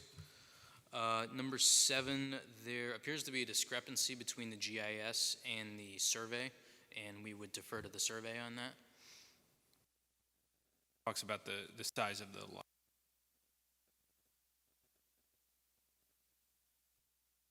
It kind of goes back to what we were talking about before with the permitted uses. Number 9, we'll revise the EAF. There's existing septic, so we'll note that. Okay, so, but just getting real, I don't know why this keeps popping up. Getting back to 8, it says action is a permitted use, and so we don't know what the use is. So Oh, that's well, an open question. Is that actually accurate, that it is permitted under existing uses? And that's where we go back to Ben. Right. And at least get some interpretation or determination. Okay. So do you want me to make that request to Ben? I think so. What does the board think? Follow up with Ben. Just to make sure, though, that we know which, we talked about that chart or that listing, just so we know which specific numbers are part of this application, so the specific house numbers or building numbers, just so that we're clear on that. What I'll do is give you a spreadsheet indicating the color of the building now. The color is going to be changed, I guess, is the For the request. 15 that are, And Yeah. the 15, yes. for the ones that Yeah, are, and just you'll for the find- 15. Yeah, and you'll find that the applications are all consistent on the permits requests, and with the address, tagging each of the addresses is required. They're there. Do the buildings that that you're representing may have had a couple units in them, did they get 2 addresses or I'm sorry, just what's one that? address? So you were just saying, you were talking about the multiple family building. And I think you're saying some of the buildings had been occupied, let's say, with 2 families, let's say? Correct. The way I did my investigation, it's not, Just real quick. Yeah. Does that building have 1 address, or did they give it 2 addresses? they gave every building in the Kyer complex one address. Okay. Because what I have not done until now, and it's a little more, that's why I was able to define it in my additional response, as Sean points out, where is it? About 41, 47, 49, 51, 59, we actually entered the buildings. I don't like doing it, but I did because of the purpose of this board. And those particular buildings have a wall down the middle, and there's a bathroom and kitchen on both sides. So, and Ben will not obviously evaluate it until it goes back to him. Because right now, as far as he's concerned, the work is with this board and not with him determining what's multi, what's not. That doesn't become an issue again for me as far as restoring the buildings. The longer we take, the worse it is, the worse it's going to cost to fix these buildings. And I think both you and the community would be very upset if we lost buildings. I really think, Bonnie, knowing you from when I dealt with you in the village, that you really are caring about saving the buildings and saving the community. But, you know, we're doing what we can first and what's priority. Then we worry about all our secondary issues. We don't care about the use at this point. It's not, hey, listen, we can fix them and just leave them vacant for the rest of their lives and not be able to use them. But to us, it was worth saving. Nobody can do anything with that property now that's in our possession. So we just have to do things procedurally the way we have to do it? I'm speaking as, Yeah. you know, as a planning board member as Yeah. opposed to, Yeah. you know, at that point, a village consultant. And I would just say, you know, I think we need to do it right. And yeah, it may take a little bit of time, but in the grand scheme of things, these have been vacant for a long time. So Yeah. Oh, trust me. Not that we, you know, want to go 5 years, Yeah. but just a Yeah. couple months, we just want to get it right. And we want Yeah. to make sure it's the right process. I'm just trying to beat the winter month. I understand. That's my biggest concern. Okay. And I can't stress it to you, but, you know, there are provisions, I guess, where I can go in and fix them and at least structurally hold them up before they fall down. I'm sorry, are we done with his list so I can? We have 2 more. Just if I can clarify, for the referral, I'll wait until the applicant submits that chart with exactly what buildings are going to be included before I make the referral. So just number 10 on the list, I think it's right in the code. So that, just jumping in there, so number 10, that's the referral to the Orange County Department of Planning under GML. So I think you could make that, I'd say, once you have that chart from the applicant, so that it's clear Okay. what the application is. So do you understand what the referral is? So. Yeah, so under New York State law, because this is under zoning provisions, whenever we have an application that we have a discretionary action to take, if it's within 500 feet, if the property's within 500 feet of a county road, we have to refer it to Orange County Department of Planning. That's just part of the process. So we refer it to them once we have a complete enough application, an accurate short form EAF, and then we have to wait whatever the time frame for them is 30 days to respond. So it's something that's mandatory, and they, whatever their time is, they take their time. So, but I think what we're saying is we could potentially refer it, but we just need the chart, we need something, I think the map, the EAF, the chart, to send up to them. And then Noreen can handle that. The chart, So the so EF, so a clear chart, the map, a nice size, regular size map with the numbers that we can include with this sheet, right? So it should have the number of the building. It should have what the improvements are to it in terms of, like you said, the roof. that would be your permits. That would be the best way on Yeah, attaching the whether permits. it's that tongue and groove or whether it's the asbestos siding, just create like a matrix, Okay. like a table. I think it's going to be easier to read because it'll, we don't even have to use all this narrative. We just need a short table that we can attach to everything that we have. Want to come to my office and see the papers? We could probably straighten it out. All right, and the last comment is SECRA. We believe this is a type 2. I think it's either number 1 or number 2 on the type 2 list. So, so this is, At the revised, would this be unlisted? Did you look none of into these. getting state or national register or no? Not at this time. We're still Okay. doing investigatory work on that. Okay, so it's just We local did at this point. we did find some things, and I do outline the history. Okay. In my paper. Okay. We did find some history dating back, but it's a lot harder than Rest Haven was, unfortunately. But my understanding is last time we were here it was going to be a type 2, but we're strictly repairing the property. We're repairing buildings, and that's it, which I think exempts us from requirements. So normally, yes, I'd agree. And my stuff's not normal? No, but because you're making repairs and it's falling under discretionary approval, it still may be type 2. Yeah. I don't recall where we fell with that. I think we were waiting for the revised submission. EAF? An EAF. Okay. So I think Which you it did may get. well be, but I think I would say you could make that determination at your next. Okay. So what we can do, so we'll get the paperwork, then we can make our determination. It's not going to really slow anything down. And Big thing is the GML The referral to the GML. county, so the sooner you get that stuff into the planning board, the things we just mentioned, then that could go up to the county and start that 30-day clock. Okay. So,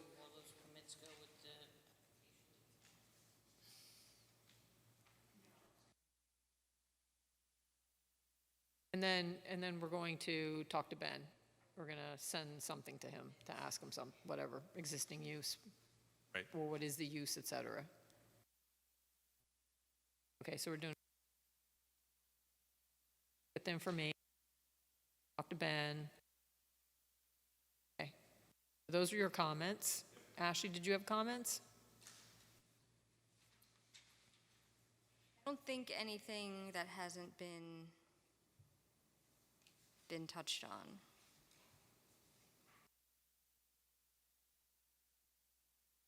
I think it'll be really helpful to have to see just able to look at this in I don't know relation if to the that. board, I know you talked about a site visit, if the board wanted to try and Yeah, I know I arrange wanna that, get it there. might make sense to try and do it while you're all But every together time, now, or? every time I want to, it rains.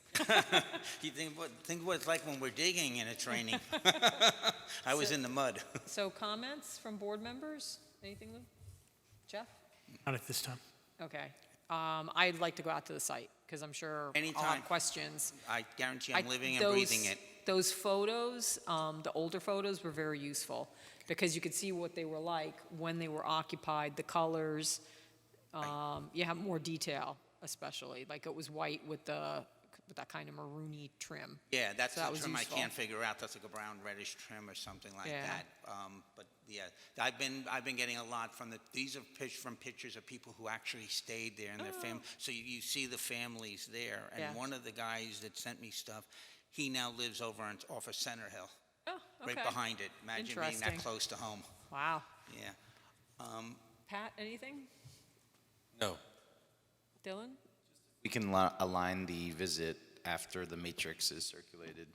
Yeah, okay. That makes sense. I can have that matrix to you in a matter of days. That should be easy to do. So maybe you could help with that. And then once we get the matrix, we'll organize, we'll get an email organizing. And if Sean, you want to go back out, or if Ashley wants to go out, you can join us. But it'll be just good to have this map. I'm glad that you have the addresses there, so we can actually write them in if we want to on this map, and then we'll have the matrix. Imagine how easy Ben's job is now. Didn't say, And the last thing I'd like to ask is for the board to consider waiving the public hearing. You have the ability to do so under the code, and I think given that we're just repairing the buildings, the property is fairly secluded, and we believe it's a type 2, I think you could waive that if you wanted to. I think we can consider it, but let's get out and do the site visit, just so we could see if there are any adjoiners, who's close by, and then we could consider it. And we'll get you everything we discussed by the end of the week, so that way you can get out there for the site visit Okay. ASAP. Yeah, okay. We'll make that determination at another time then. But yes, we'll consider that. Thank you. Anything else? yeah, let me just raise one more question to you. Now, we're under 5732, correct?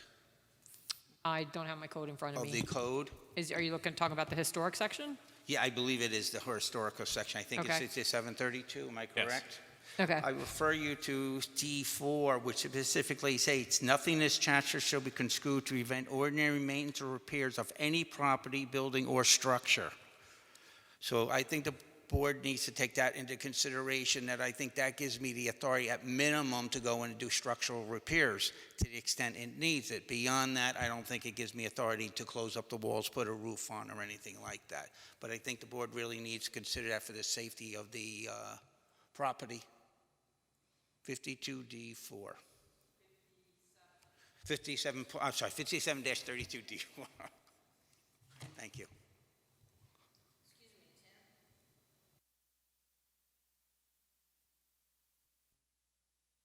You have submitted to Ben and everything, like you had The submitted. first 50 seven I don't. The 8 I have right here, a page of. Okay, but you don't have in the first 7. 'Cause I was First gonna 7 I don't have. include a copy of them with your next submission so that they were all together. Yeah, well, I just found out this today when Sean made a good point. Where were the other 8? And only upon calling the building department, they said, and their response is, well, nobody ever asked me for it, so they didn't send it up to you. So, Not required to send them to me. No, I get it.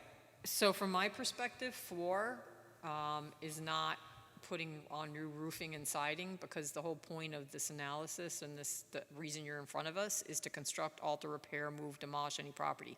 When it talks about ordinary maintenance or repair of any property, it's, you have a property like Rest Haven, right? And the shingle falls off because of a storm. You put the shingle back up. A light bulb goes out. You put the light bulb on. That's ordinary maintenance or repair of a property, building, or structure. This specifically is where you're altering and putting new roofs on, or doing repairs and putting new siding on, because some of that siding is going to be brand new. It's not like you I can. understand that. So that's, and because you sought the designation to be historic property, that's why you're in front of us. Because, if that wasn't the case, then I don't know that you would be in front of us, but. And there is a definition, too, of historic alteration, and that includes any change, construction, reconstruction, covering over, et cetera, of a property. So I think that distinguishes between the ordinary wear and tear type maintenance that you discussed. If there is something that is ordinary wear and tear, that's a different story. No, I get that, but I still got to stress to this board that I understand the process, but I don't understand why the structures cannot be dealt with. Period. The structure, not the siding, not new siding going up or anything, just putting 2x4s up and reinforcing everything, reinforcing the lines. If I now go with the procedure here, go into September, I may not have the winter to fix these buildings.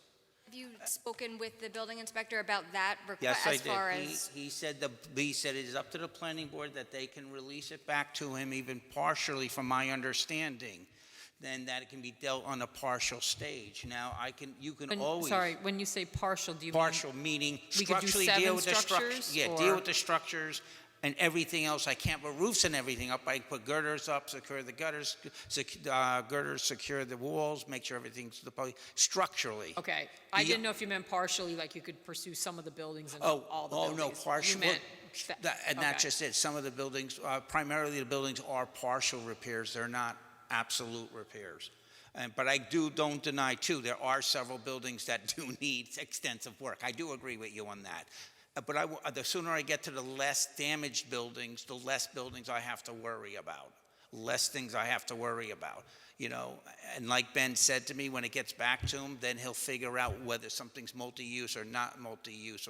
And we just use it in the context of if you walked in there today, what you're going to see.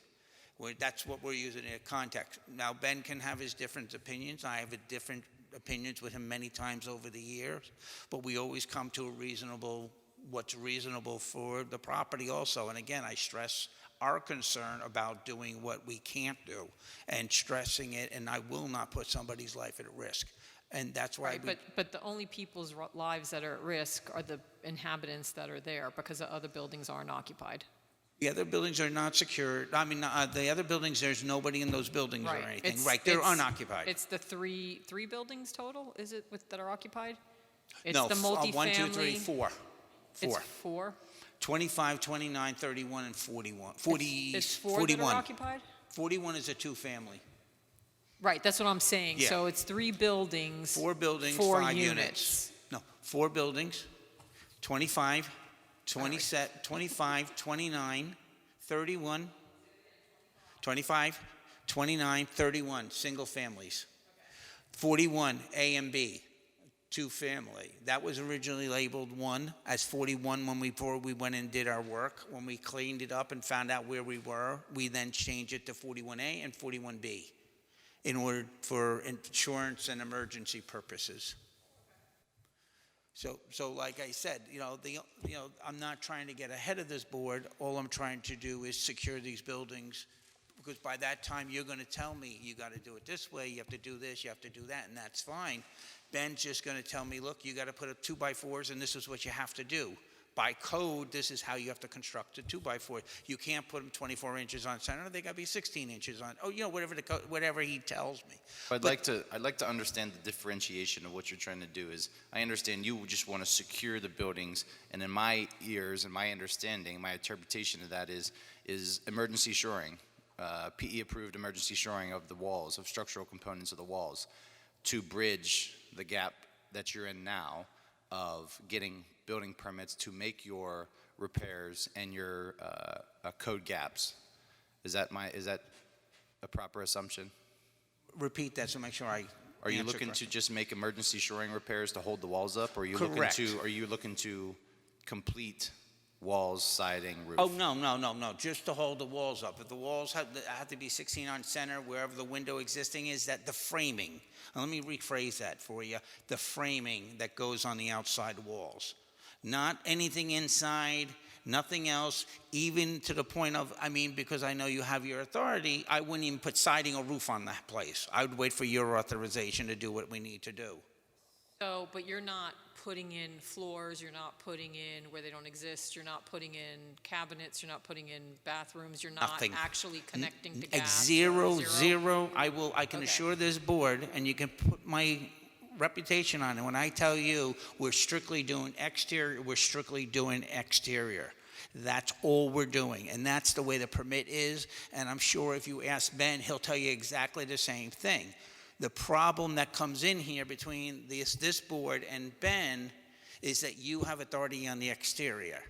If you didn't have that exterior, Ben could say, here's the permit, fix the roof, fix the siding, do the framing that needs to be corrected. But that's where, like you pointed out, Bonnie, and so many of the board members and the staff know, this is the first time we're all dealing with this within the town of Monroe. So it becomes this becomes the show and tell of everything that you have. I think the not the issue, the reality is we're a planning board, and so we deal with the zoning. And so normally, we know in our zoning that there's a non-conforming section, for an example. And it says if a building is demolished or is vacant or is up to a certain value and it's considered non-conforming, you can't fix it without going to the Zoning Board of Appeals. So we're looking at this, we can't it's hard for us to separate out that you're asking for us to shore up, to create something that's going to stabilize something that possibly, according to the non-conforming section of the zoning, says you're not supposed to. So that's where this issue is from my perspective.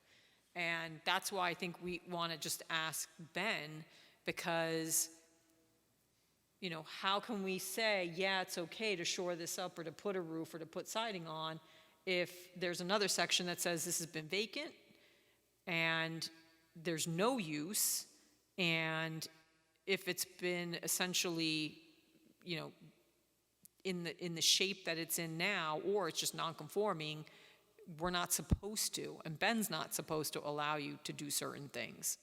So that's where we are. Now that it's in front of us, it's now that you came in front of us, that's our thought processes as a planning board. I think it is important to keep in mind, though, that, there could be an issue with the non-conforming use, but that doesn't necessarily mean the buildings are non-conforming. I don't know as far as, whether they could be conforming with a permitted use under the code, but... Well, and that's a point, because we would feel more comfortable if we knew what the use was, because, there's use, and then there's like density, area, bulk, et cetera. So let's say you wanted to, improve them, because even these units that have two families aren't allowed in that zoning district. So if you were saying, and seasonal bungalows aren't allowed, and B&Bs aren't allowed. So to use or to stabilize that property for a two-family, that's not allowed. That two-family's not allowed.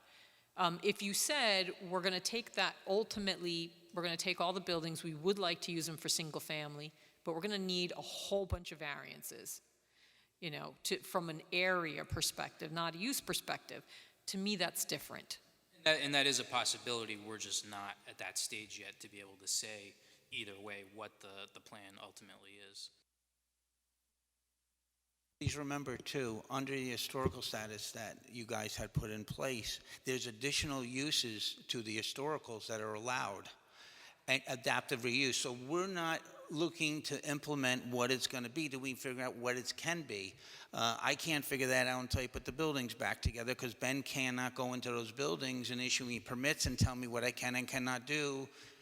And the whole holdup, and no disrespect to you guys, because you're following your provisions, is that we're held up from letting him go in because you guys have to worry about the outside, which I agree with, because he won't issue those permits. I don't think there's anything stopping him if you said, I want to use it for this purpose, to say that it can or can't be used for that purpose. Actually, I asked him the question about that, and he says it's out of my hands until it comes back from the planning board. He's not getting involved.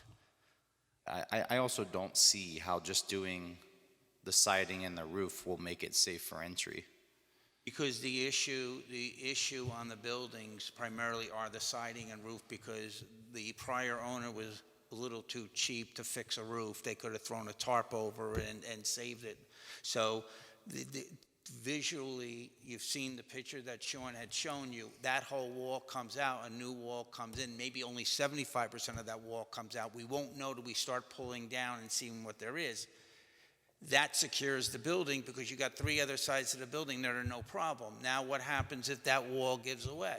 Now you got 3 walls on the ground. And why? Because nobody would allow me to go in legally and put a roof to reinforce the structure. But I'm just going to say, when did you purchase the property? In February?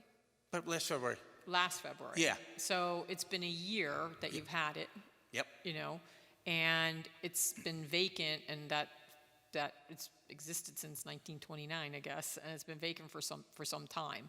So, you know, our review process, I don't think we can be held to it has to be done or it's going to fall apart, because there was a lot of time within which it could have fallen apart. You know what I'm saying? Yeah, I get that, but as it gets older, obviously it gets weaker. And we're starting to see give and takes with the buildings. Even the one that we were speaking about last time, the porch that was there on the front has fallen down since last February. So you haven't seen last year to this year. And I understand it. And I respect what you're doing, because I totally agree with what you're doing, especially like with Rest Haven. You want to make sure at least the exterior remains what it's supposed to be. But I don't see any damage in being able to say to Ben, listen, if he needs to fix it to secure it or whatever, let him do it, if that's not going to affect the outside.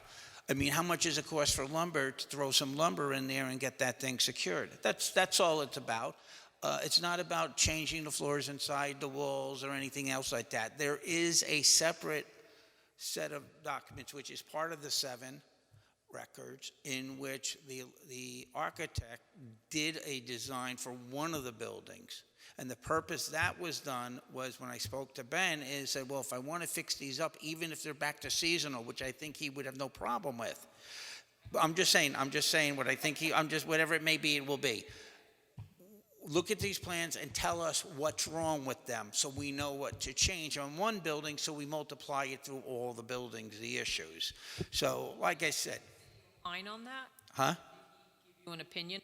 No, he referred it up to you, because we're still back to the same position. So he has that, but he never... He never did. On all 15, he never opinionated on any of it. Okay. You know, for obvious reason, procedural. And I get it. And it is splitting hairs here. I mean, I get it, because you worry about an outside this board. I worry about the structure.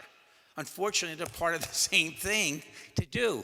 And to say, hey, go do the framing, okay, fix them, structure them out right, fine. No roof, no siding, I get that. Then it gives even your board a better picture of what we're doing and what's going on there, because it can also be tied to a process, a schedule. In other words, up top, which is the 2 buildings I would do next, that we have a permit in for, that says we want to just fix the siding, fix the structure on the building, and put a new roof on. Again, the same stuff you guys have already. And those are the only things, one side that has to be fixed. But now I got one side pulling the other side, and that's where the thing. And unfortunately, when you got 20 buildings, you got a rec hall, you're redoing units. I thought a year was enough. Trust me. And these are pre-existing.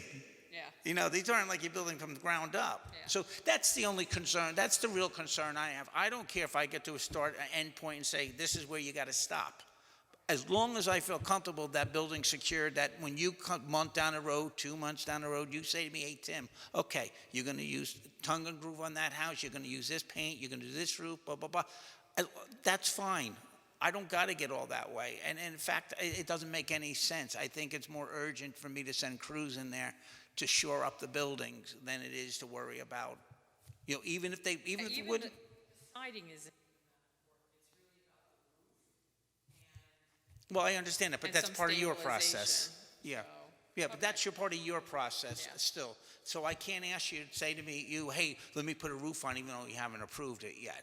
But I have no problems leaving it exposed for a couple months. It's not going to do much to the building, but we know it's secured at least. That's my biggest fear, security. So again, I think our next steps are Orange County, has to go up to them. We'll get the matrix from you, and once we have that information, we will go out for a site visit. And thankfully, hopefully, have better weather. Okay. Okay? Yes. Thank you. Thank you. Thank you for your time. Sounds good. Thank you, everyone. Appreciate it. Did you want this, or? No, it sounds like we have it, but you think we have it?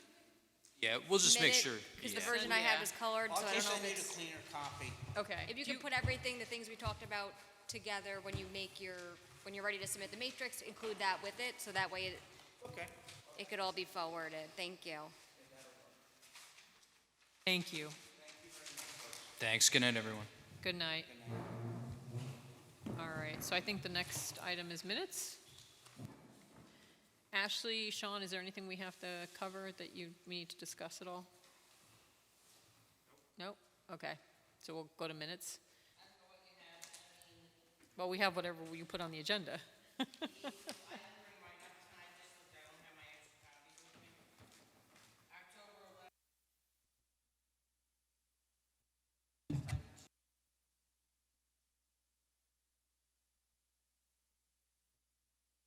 So I gave you back the 8th, and bye. Thank you. All right, so we need to get those to be able to. Okay. Okay. So she gave it to me, and I said, could I get this in Word document to be able to make, some first revisions before it goes to the board? And her response was, I'd prefer you do it in the PDF. And I said, well, I really need the Word document to be able to make the edits, because otherwise I'm doing a whole bunch of pointing and comments, and it's just not work. It's just too much work when I can easily do it. And I said I would redline it for you so that you can look at it before you change it. And then I don't know that I heard back from her. Maybe she's away. No? Okay, so we can't do the 20th, we can't do the 8th, May 11th. I think we would have had a quorum.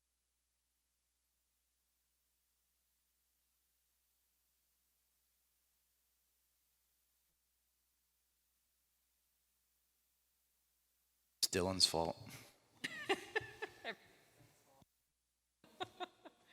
All right. 511, this is one I did update, 511. So who was here?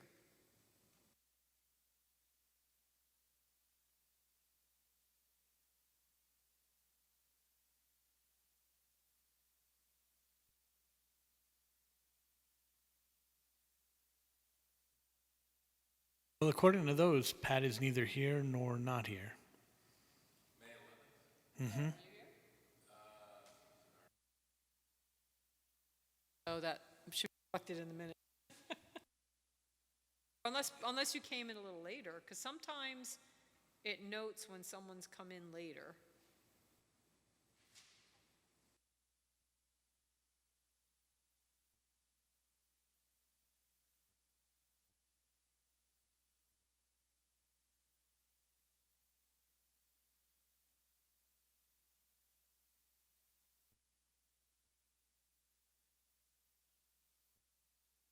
All right, that's my suggested revision for tonight. I have additional, but right now we have to wait. Yep, all right, so, where's my agenda? Oops. where's Was my agenda? BJ's on that agenda? Yes. So would be able to approve if Jeff had to recuse himself? No, I don't think we, who would have filled in? Let me see. Well, we should do the whole thing. We shouldn't be approving the BJ separate from the rest of the minutes. Can he be the fourth member of a quorum if BJ's on the agenda and he was recused?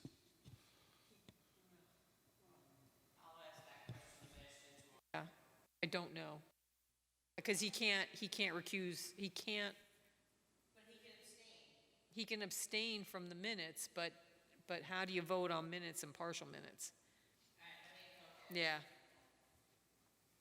See, Dylan? Except, and again, we have to clarify this with Ashley. She makes the point that if you reviewed them, if you watch the if you weren't here, but then you watched the thing. So, right, I was here for it, Let's wait. but yeah, we'll need to find out from Ashley, because we don't want to approve them improperly. April, which one was it, the 13th? Okay, I revised that one. So we have me, Pat, and Dylan. Oh, I didn't make, or I think you put. Have it then.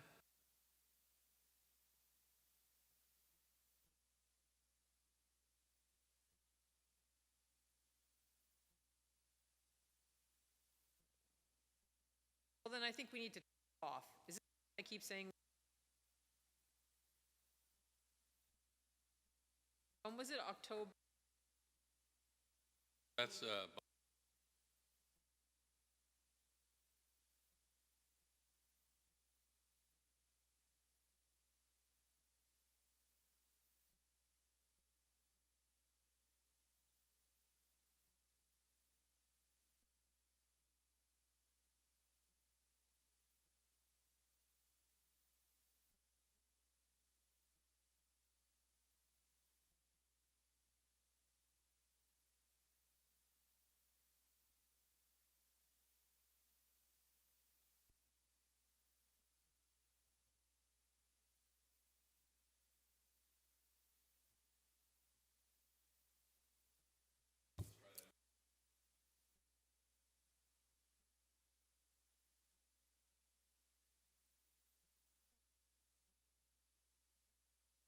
Oh, sorry, 10.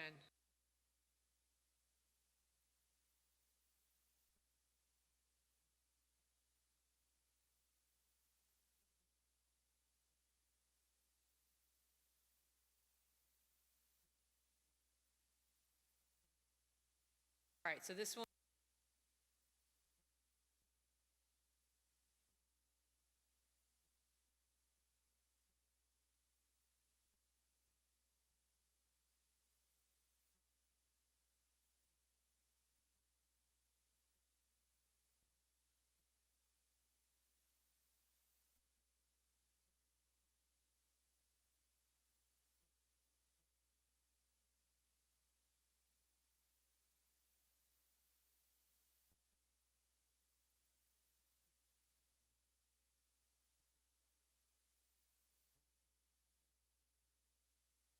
Public comments. Oh, and that was it. All right, I'll make a motion that we approve the minutes of October 18th, 2022. May I have a second? second. Just go through the typos, like Ashley's name, things like that before you, I'll say subject to cleaning up any typos. So, all in favor? Aye. Aye. Any abstentions?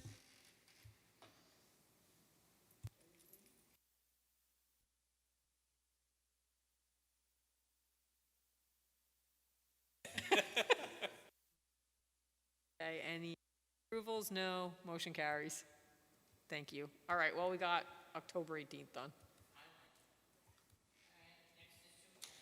All right, so we need the Junes. You need to get everybody the June one that I already edited, and then we need to get Barbara's to me so I can edit it so we can get it to everybody. Thank you. I mean, I can take the PDF and just convert it, but I wouldn't, I feel like, you know, meeting adjourned. May I have a motion? So moved. May I have a second? Second. All in favor, say aye. Aye. Aye. Any motions, approvals, abstentions, motion carries, we're adjourned. Thank you. You can stop recording, thank you.